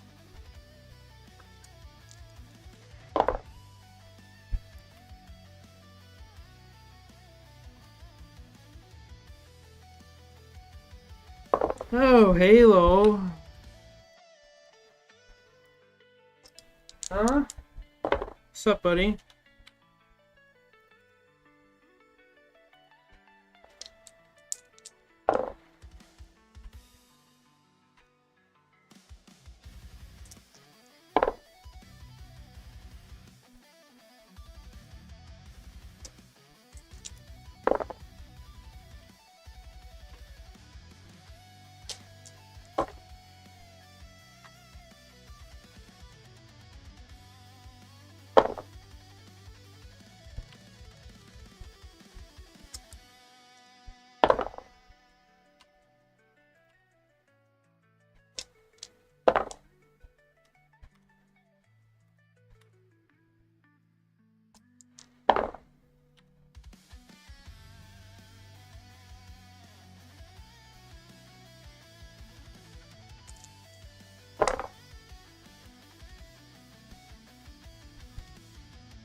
Oh.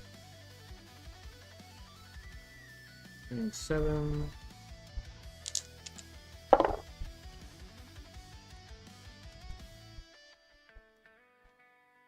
Five.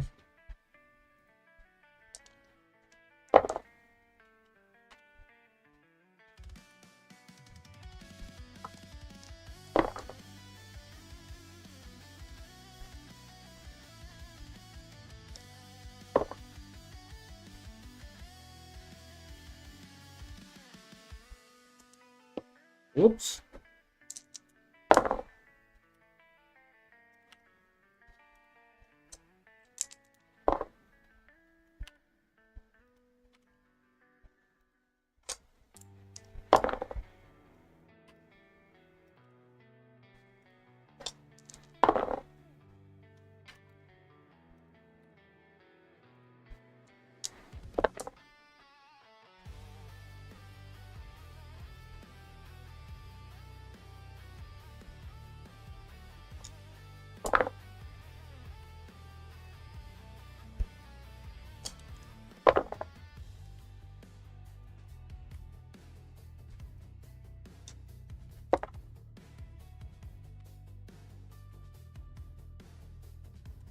Gotta keep on rolling.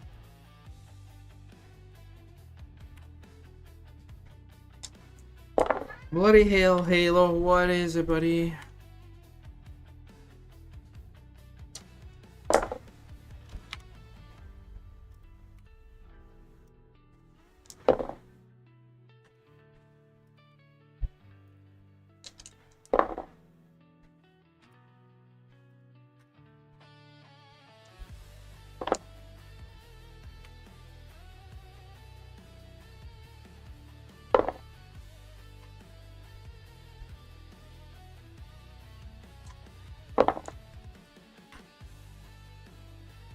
Yeah, maybe.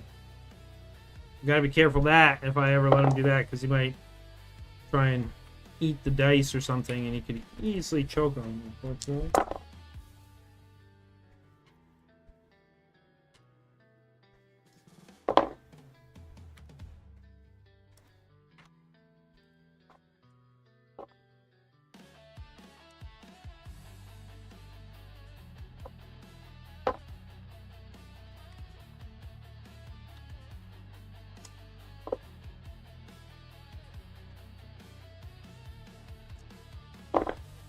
Yeah, I can't let that happen, that's for sure.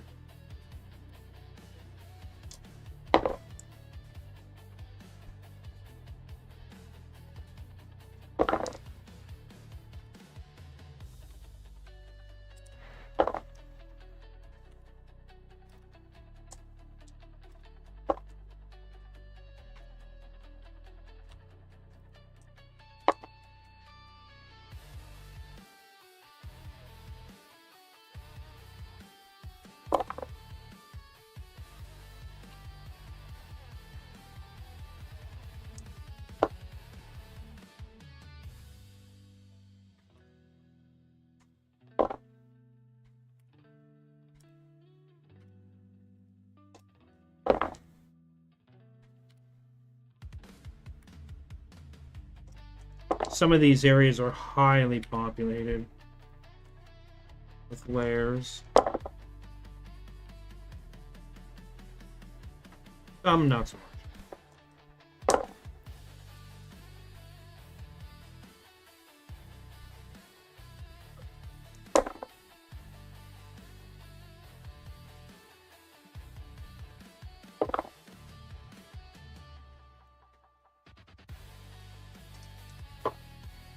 But luckily it's not all about fighting a bunch of baddies. Primarily about the exploration. Old school. The old school way of doing things.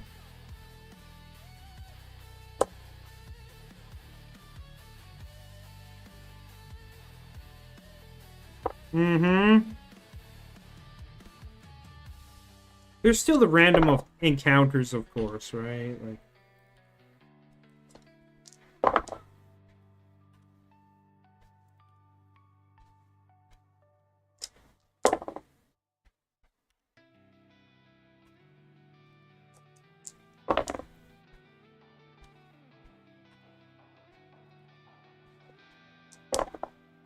getting there.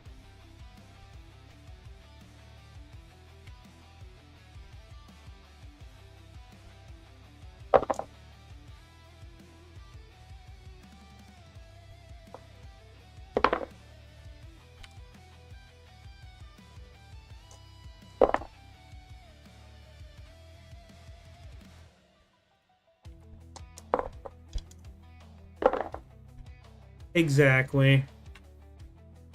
Also, you can see 4 things here that they're not how to put it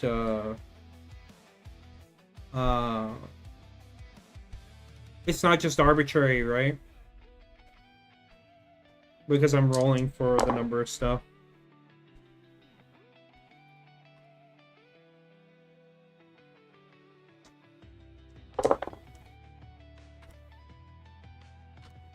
So it makes the world more dynamic, you know?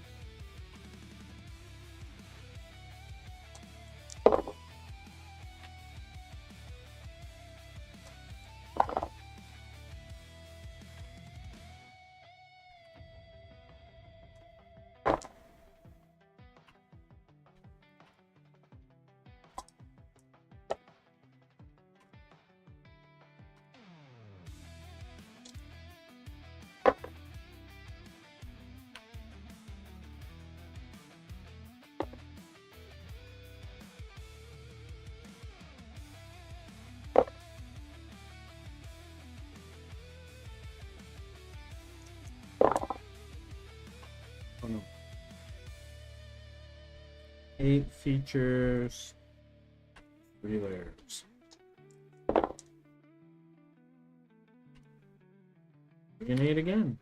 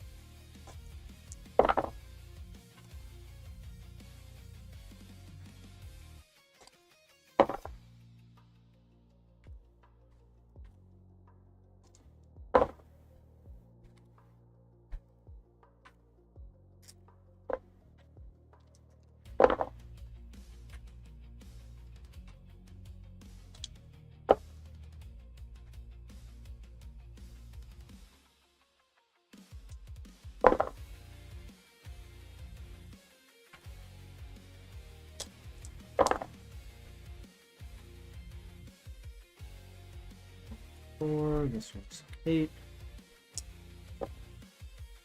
7 and 5.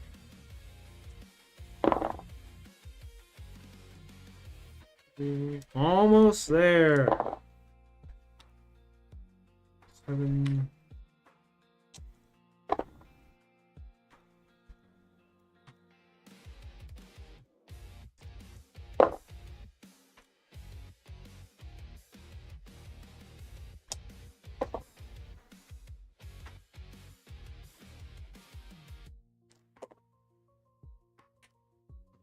Right, that's 1 and 8.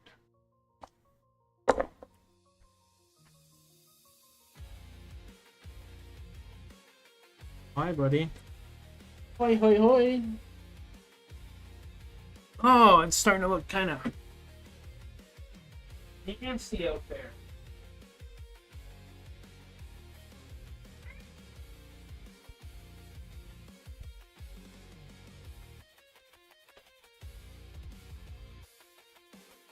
Huh?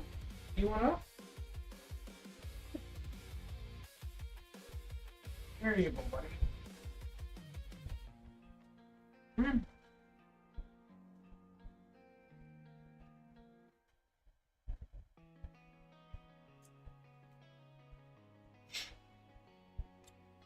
Okay. Oh, man. My wrist. My wrist, my wrist, my wrist.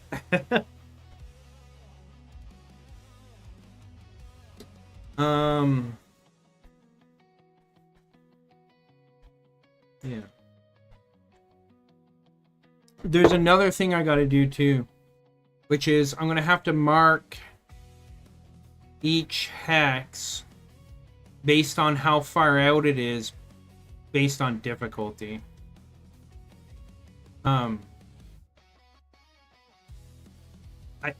But I'm not sure if I want to do that or not. Like, the interesting thing about old school was that it didn't like generate content, let's say, based on like player level. Like, if you decided like above your A grade, so to speak, like, you do so at your own folly, right?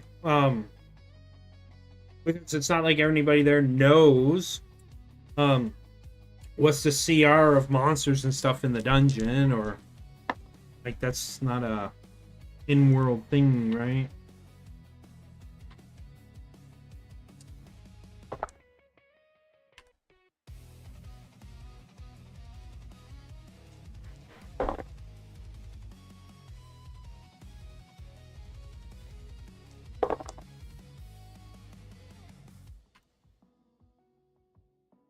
Five.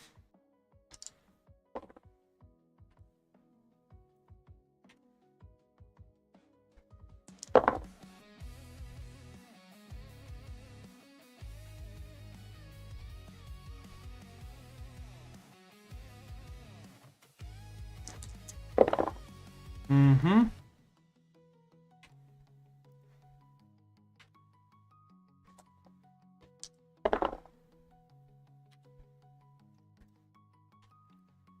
You know, I never thought that my wrists would be getting tired from freaking rolling, but here we are.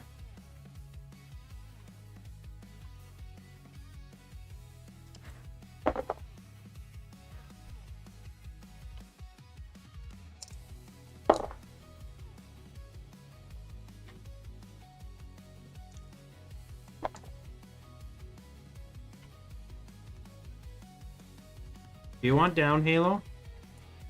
Is that what's going on? Yeah? Okay.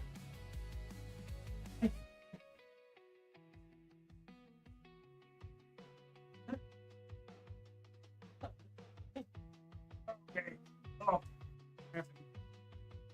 Sit down for a minute, huh? Okay, we take a quick break.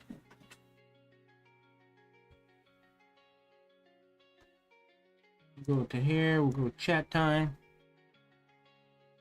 Spend a few minutes with Halo here. Hey, buddy. Hey, buddy.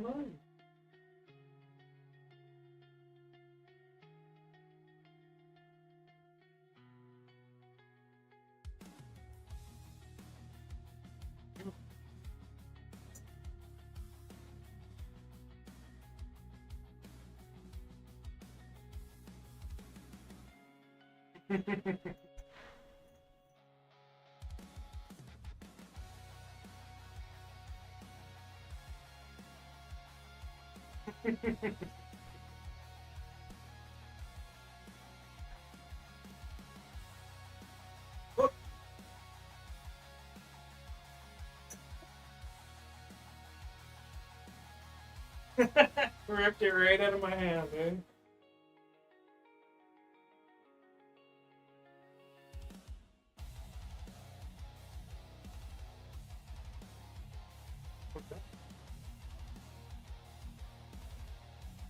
Yeah.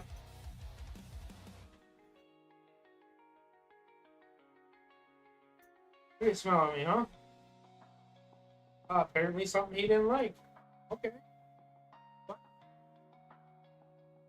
Huh? What you doing? What's that? Okay, I'll be right back.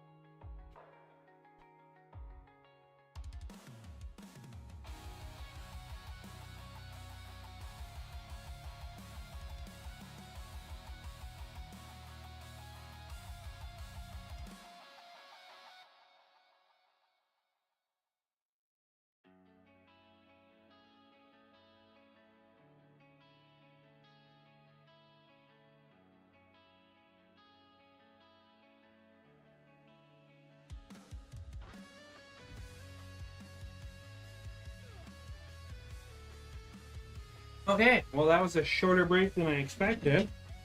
Hey there, Halo. He might be trying to come up onto the desk. Yeah. Alas, there's like nothing, no room. So he decided to chill out on the table right here. Hey, buddy. Okay, we will look back. 6 and 3. 3. Yeah, I'm actually surprised he decided not to barrel through anyways.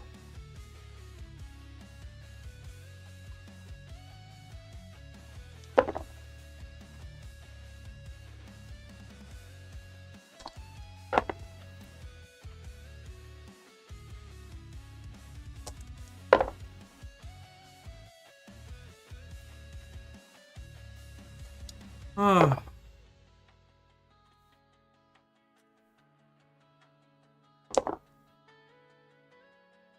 That's a highly populated hex right there.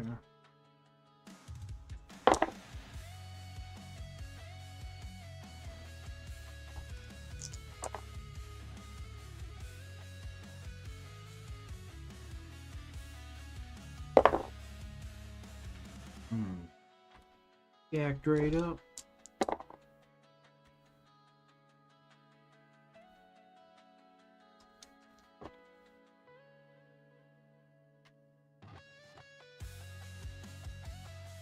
Okay. Turning that off was not a good idea.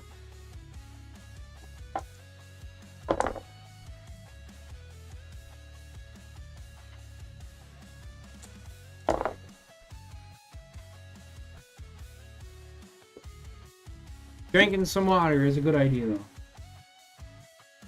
though.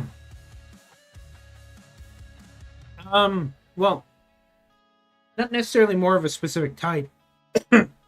Unless I decide to make, like, I don't know, one type of creature dominant in the area or something, like dragons or something, right? Whatever it would be. But no, mostly it's going to be random.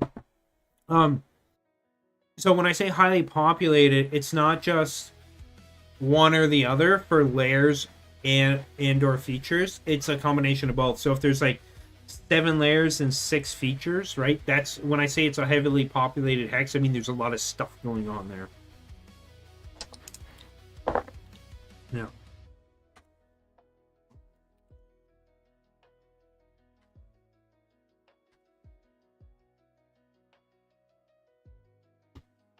Okay. Yeah, I'm still working on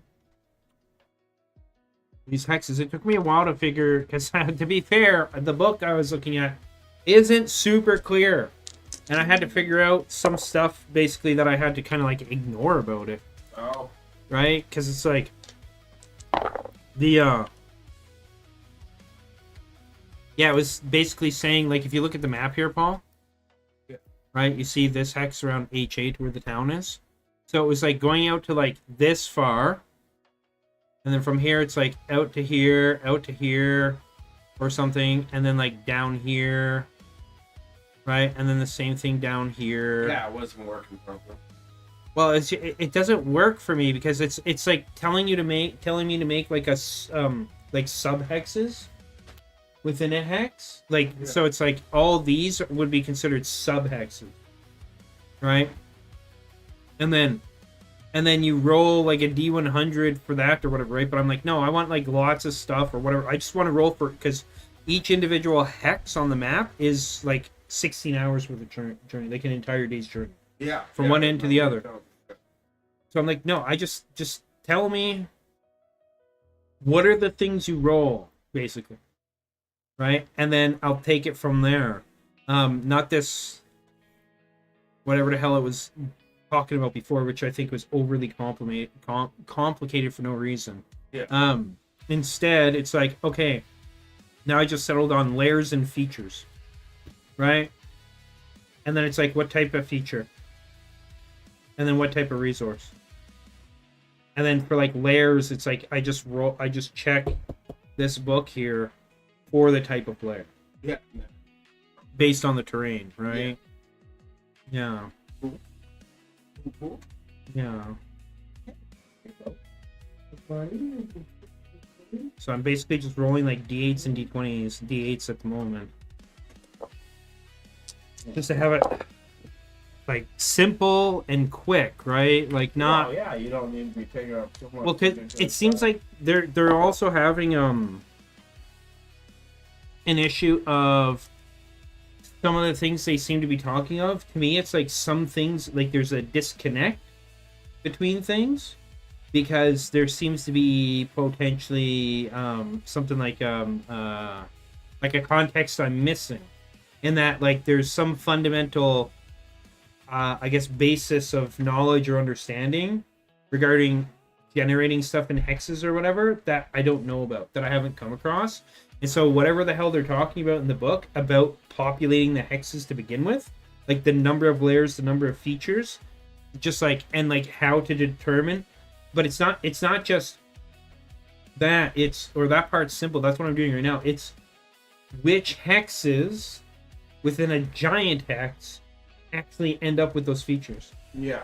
Right? So again, that's why I was saying, like, from H8 to F8, and from H8 to J8, and then like basically like a hex from there, a big hex with all those sub-hexes, and then it's like you roll the number of features in total, and then you go and you roll the individual feature types, layers, features, and then you spread those across the sub-hexes, which would be each individual hex here. But I was like, that doesn't seem like enough. Like, this hex, H7, is 1 day's worth of journey, right? But crossing that's a lot of distance, right? So that's 16 miles in a day.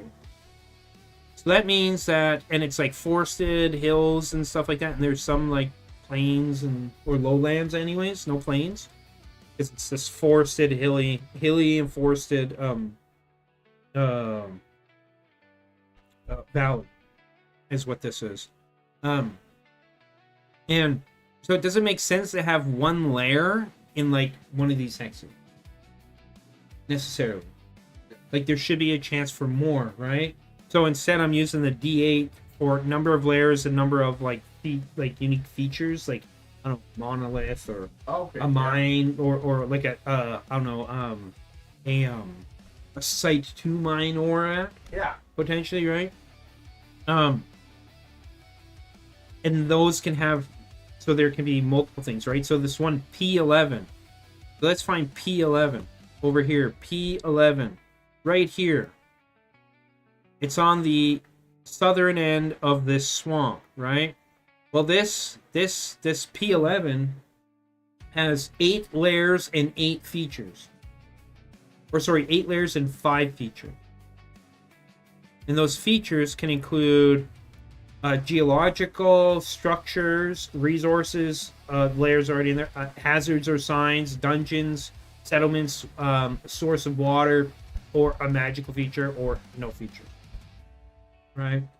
I kind of think trying to find something to like replace no features, because I kind of want each one to do something. Yeah. And then I need to replace layer as a feature because I'm rolling the layers separate, right? And those are like guaranteed encounters effectively if you go there.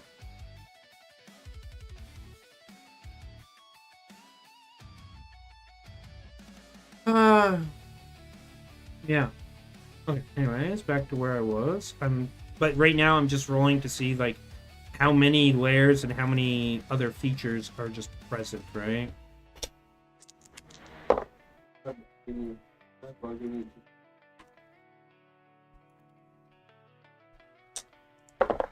He just gave up caring, or what? He's not even caring. He shifted a little bit because my finger was underneath the glass, and then he kind of noticed it because it was by his face underneath the glass. And he's like, I was like, oh, wait. I did this to Emerald earlier. I was just like, just like, did she mention pen? She left a pen at work or something? Yeah. So I was just like, well, I got pens for you, right? Yeah, I do. And then I was like, but you can't keep them, right? Like, you gotta give them back. And then I just started going like this.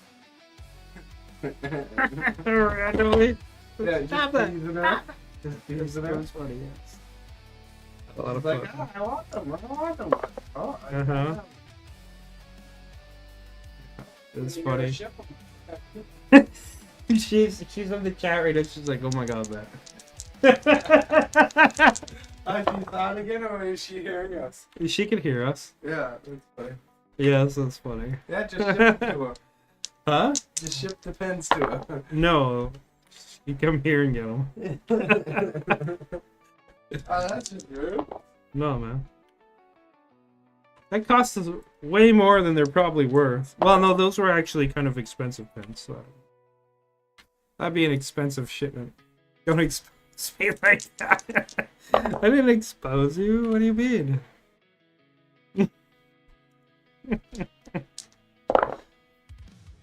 It was hilarious. I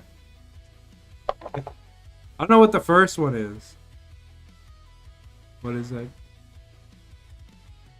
The first emote did not load up.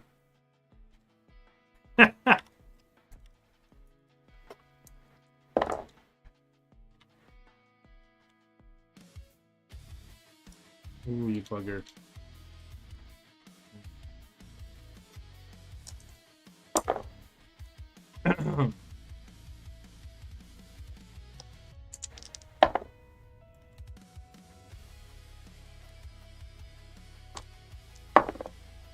Six and 4.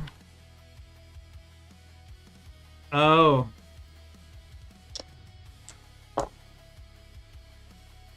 One, 7.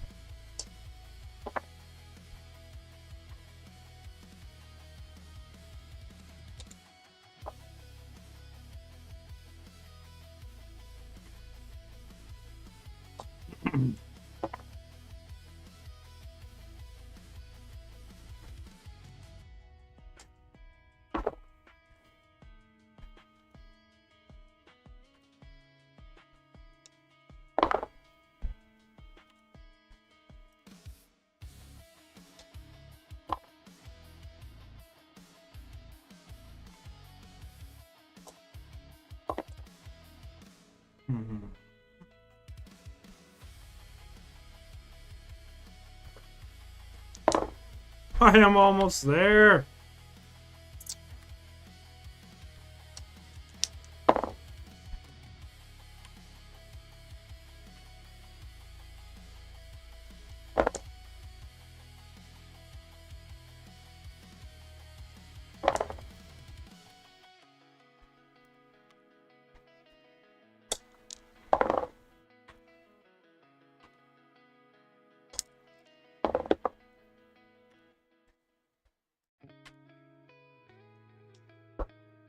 Whoops.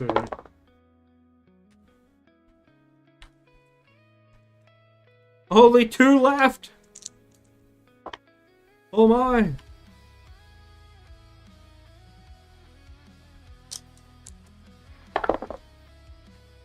That's a good roll for the last one. Okay. Woo! Okay. So we got 2 layers. 4 features here. Now. I want to replace this and this.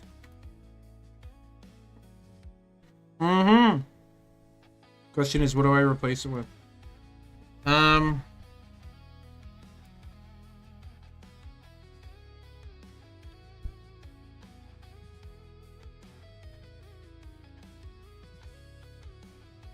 Ruins and relics? I guess that kind of covers... No, that's settlement, structure.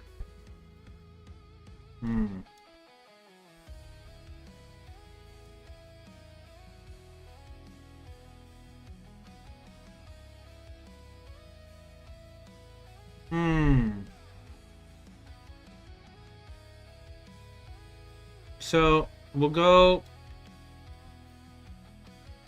Ruins and relics? Whatever the hell that means.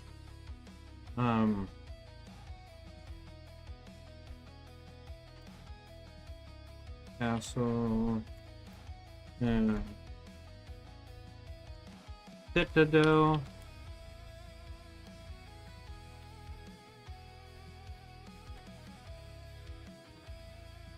Temples and shrines?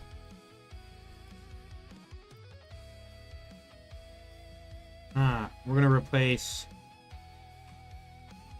this one here. Oh no. Magic. And then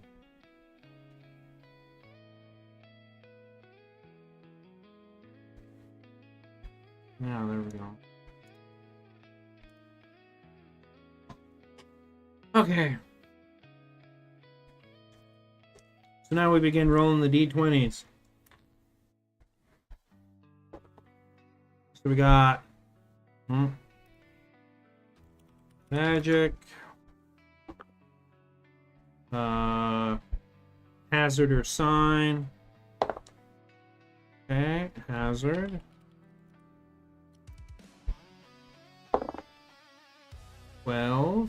Dungeon.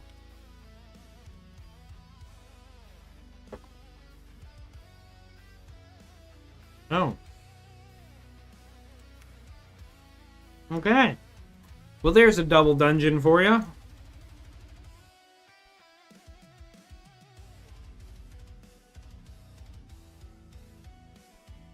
So, I guess I can... Let me see.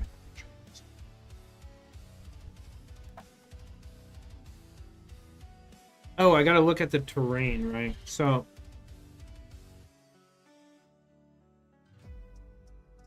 A1.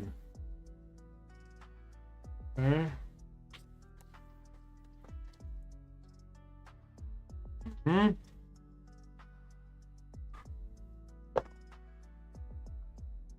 No. That doesn't work. Okay.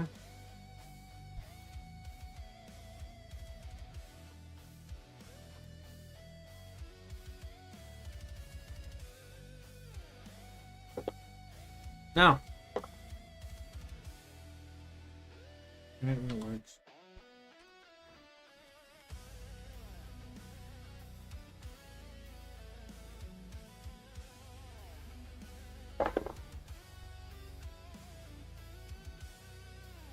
Oh, why am I rolling it? What Halo, dude? Ooh! Where is it? Now, just remember, humanoid does not mean humans.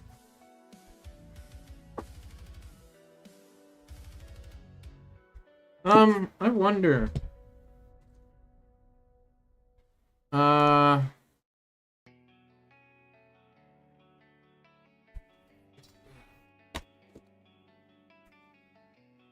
the old Dungeon Masters guys. Let's see what they have in here.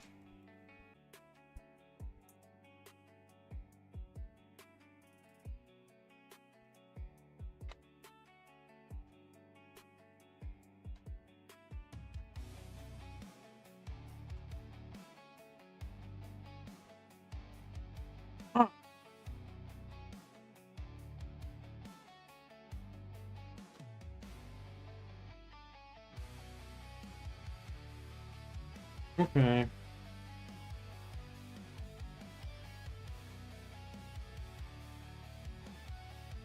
So,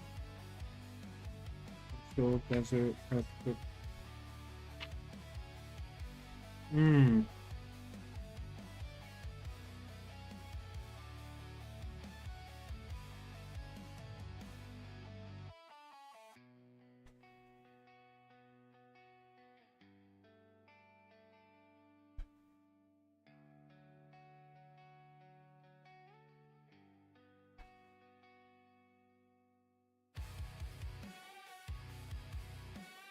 Hmm.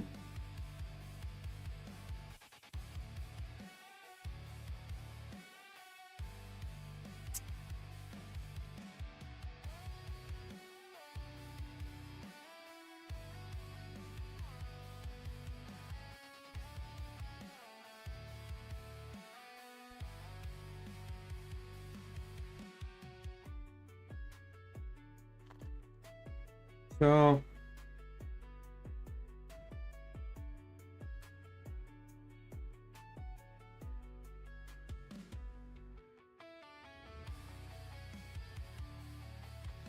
question is, do I want to use I would have to make encounter tables. So for now, I think what I'll do, because I don't want to do that on stream, because I gotta go generate a bunch of tables for or create tables for like a bunch of different creatures.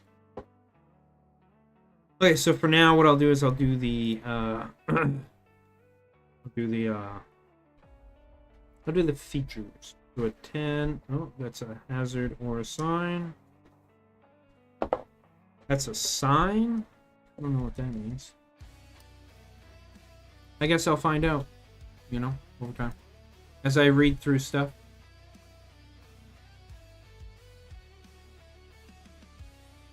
Sign. 14 is a settlement of some sort. This one has 7. 12, a donjon.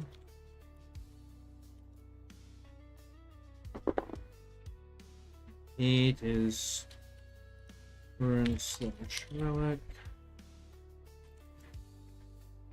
I guess I could roll a d6 for that. Let's see which one it is. We'll say it's a relic.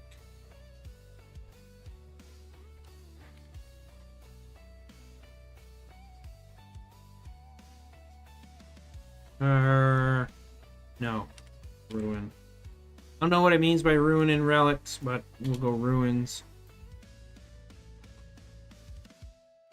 1, 2, 3, 4. The theologic.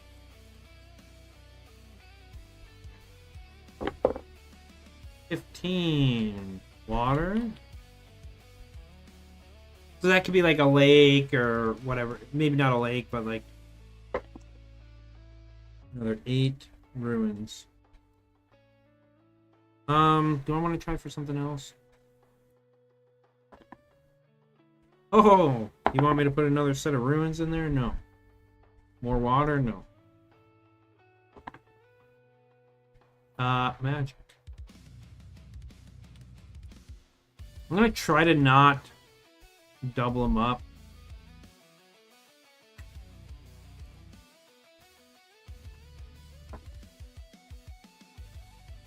Nine. I already have a hazard. Magic. Already got something magical. 13. Settlement. Okay, this is A2. That's too close. Nope, can't do settlement. 2 geologic. Okay. Okay. 1, 2, 3, 4, 5, 6, 7. Okay, that's all I need.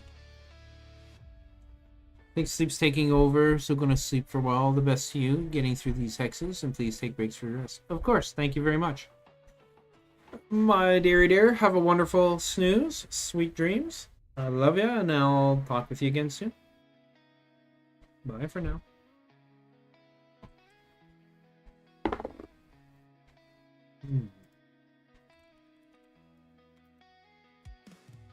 Yes, don't forget to like, comment, and subscribe to the YouTube channel and follow on Twitch. Please and thank you.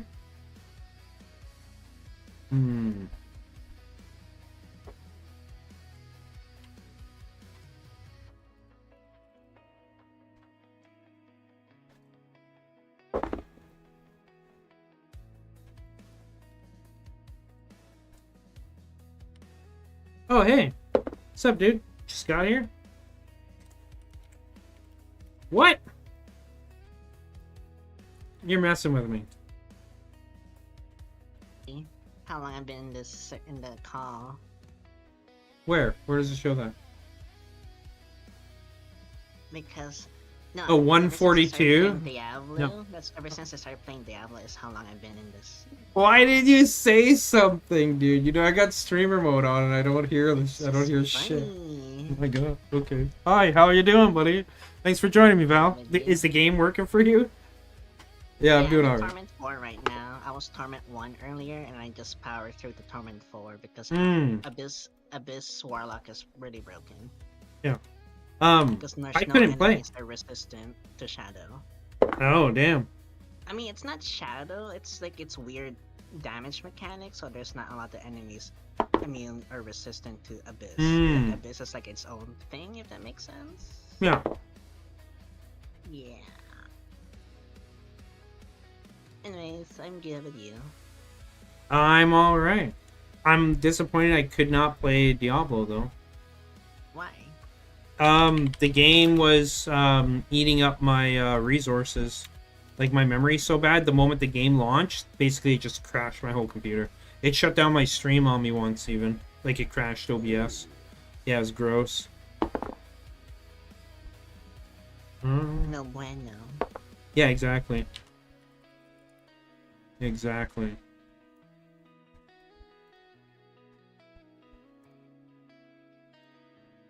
They added a new armor. It was really good with temerity pants. Hmm. I don't know if it's new, but it's called Soul Brand. That sounds familiar. It gives you barrier too, the same like temerity, but the Oh, difference damn, is, dude. That's so broken. But the difference is, you gain damage reduction. Hmm. Like the barrier gives you damage reduction, Yeah. so it goes from 25 to 30%. So now I'm like, ooh, I'm tanky.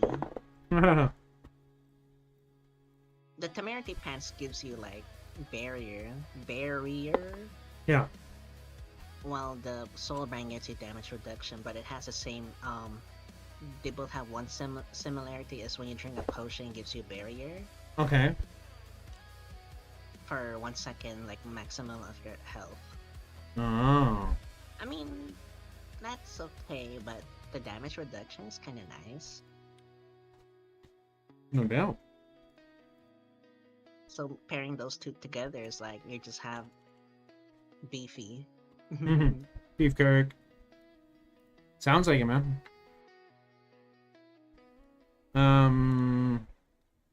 Let me see here. What was I just thinking about? Oh my god, I don't even know. I don't even know, Val. I don't even know. Oh, that's what I want. I figured it out. I gotta look at my map. A6. Okay. Because there's some hexes on my map in D&D.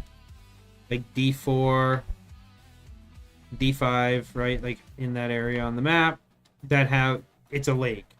And then there's some hexes that already have water in them, right? Like, so I wouldn't roll for that to be a thing. There's just quite a few rivers. Something new. Yeah? What's that? Like a damage kind of thing. It's called damage multiplier. Oh, yeah, no, I know that. Yeah, you I see don't that on, know, like, everything. Yeah, but I don't see it on the stats, like how much you have in total. Oh, interesting. Hmm. Yeah, because I think it's still new, that's why.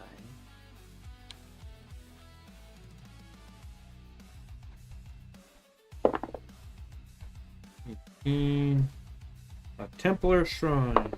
That's a shrine.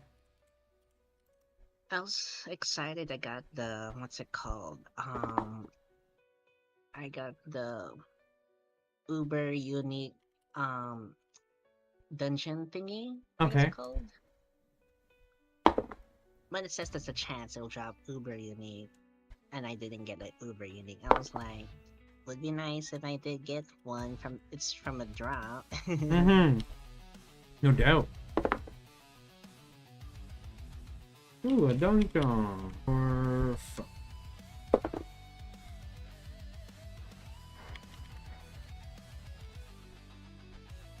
Yeah, I'm really sad that I couldn't freaking... Whatever the hell they did with their patch, man. Yeah, there was an update today. I know.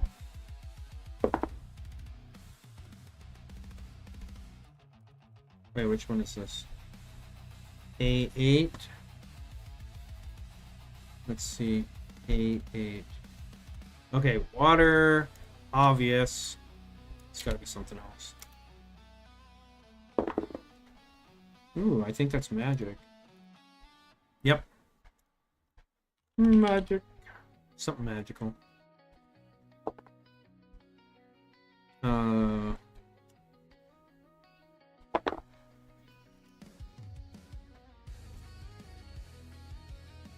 Lots of shrines in the northern part of the map right now. Holy. Magic.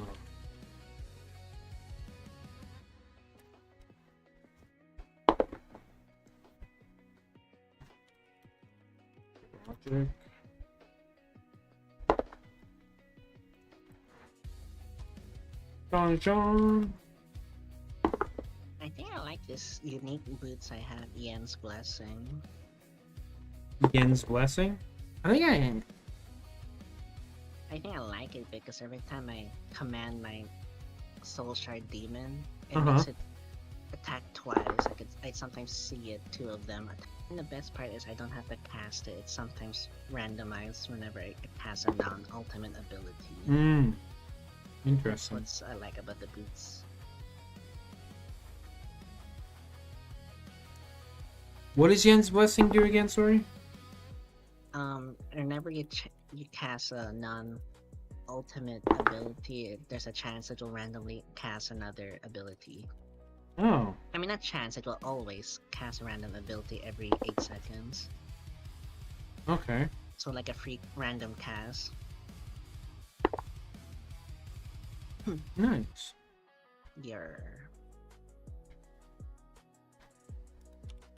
So it's either I have an extra eyeball or it'll summon my Oh, because it only Shadow chooses Demon cooldowns, attack. right? Yes. Yeah. Minus your ultimate ability, only just like, yeah.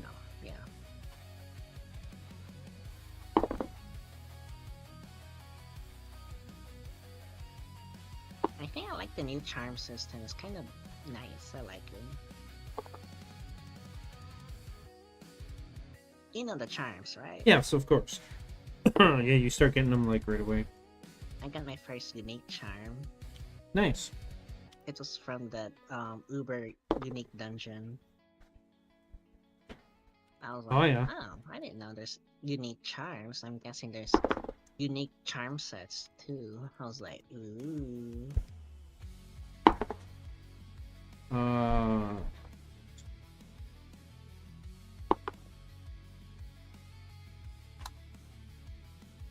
It's so funny. I have barrier 45 in health, and they're almost like 20k. It's like 60 health bar in total. Mm-hmm. Crazy. Because I have Dark Prison. In Dark Prison, I have it gives me 45 every time enemies are in it, Uh-huh. and it's always maximum 45. Mm. There's a cool charm where it says if you can have 4 soul shards active because of the charm. Oh, so you can have them all. Yeah, like literally, soul shard demon build. That's But the wild, nice dude. thing about the charm is that it amplifies the soul shard demons too. So I was like, this is crazy. Mm-hmm. You can become demon form. You have your occultist. You will have your legion, and then you have the shadow worm. Like that's a lot of buff for you and your, your summons because they all benefit. Yeah. Very much so. I don't have the complete set, so I can't run it yet. But once I have it, it'll be fun to play, I guess.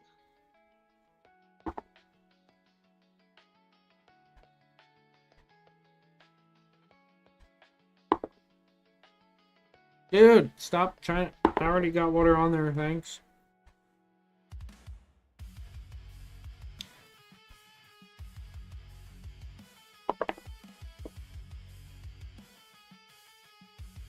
One, two, three, four, five, six. Oh! Adding too much in there. Problem with my build is I do so much damage, but my attack speed is shit. It's like so slow. Hmm. I don't like. You don't like that? Yeah, but that's okay. I attack really quick, but it's just. Ugh.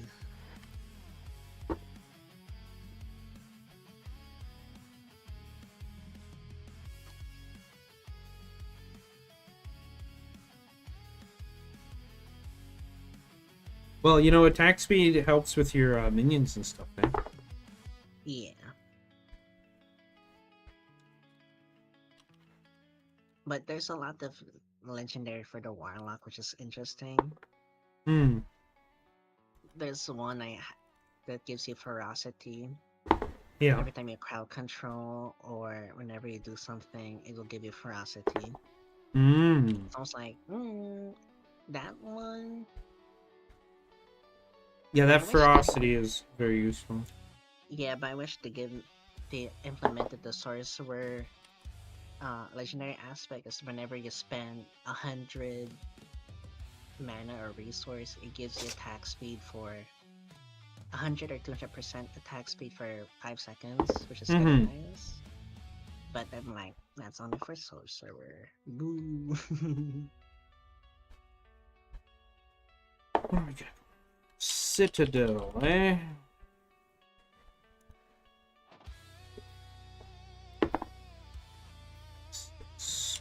Resource. Whale Donjon. Nice. And the worst part, I've been trying to look for Shadow Warlock builds, but every time I look, it's all half baked. I was like, never mind, I guess I have to figure it on my own. Yeah.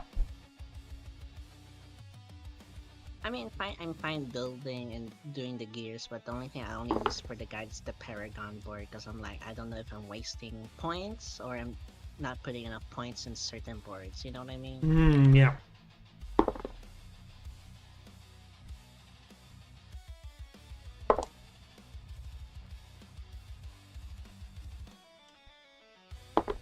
Well, figure it out eventually, you know? Go with what works. Literally.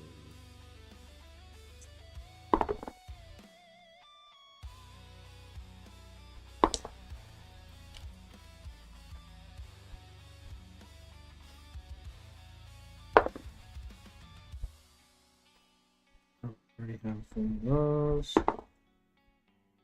Have one of those, damn it. Give me something higher. I don't want to put double castle, okay? A hazard. Already have. Okay, yeah, hazard is fine.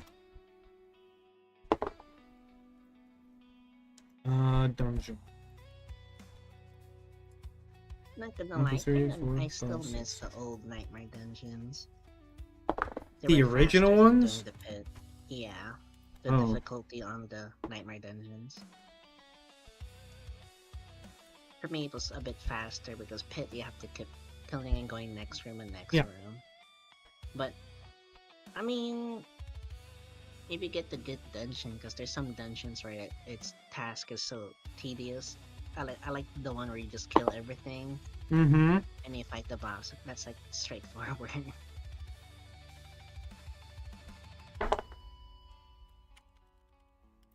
Very straightforward, yeah. Wait, why didn't it type it down? Oh. Oh no. That one or destroy the pillars in you know, like total pillars. It's not too bad.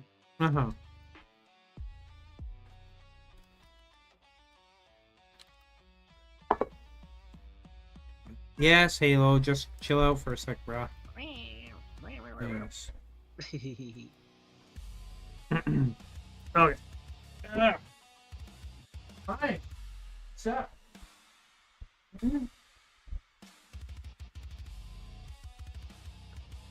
Down? Going down?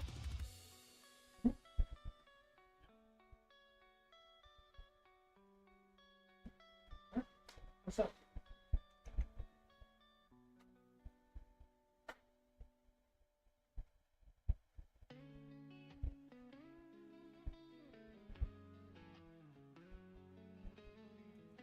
Okay.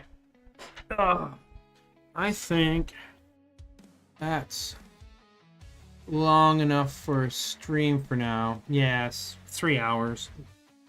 So, folks, thank you for joining me. I hope you all have a good one. Special thanks, of course, to Emerald Sheen, my dear, and Sophie for joining me. And my buddy Val, I didn't know was in the stream for the last hour or so, apparently. So, yeah, thank you all. And have yourselves a good night. I'll see you in the next one. Bye for now.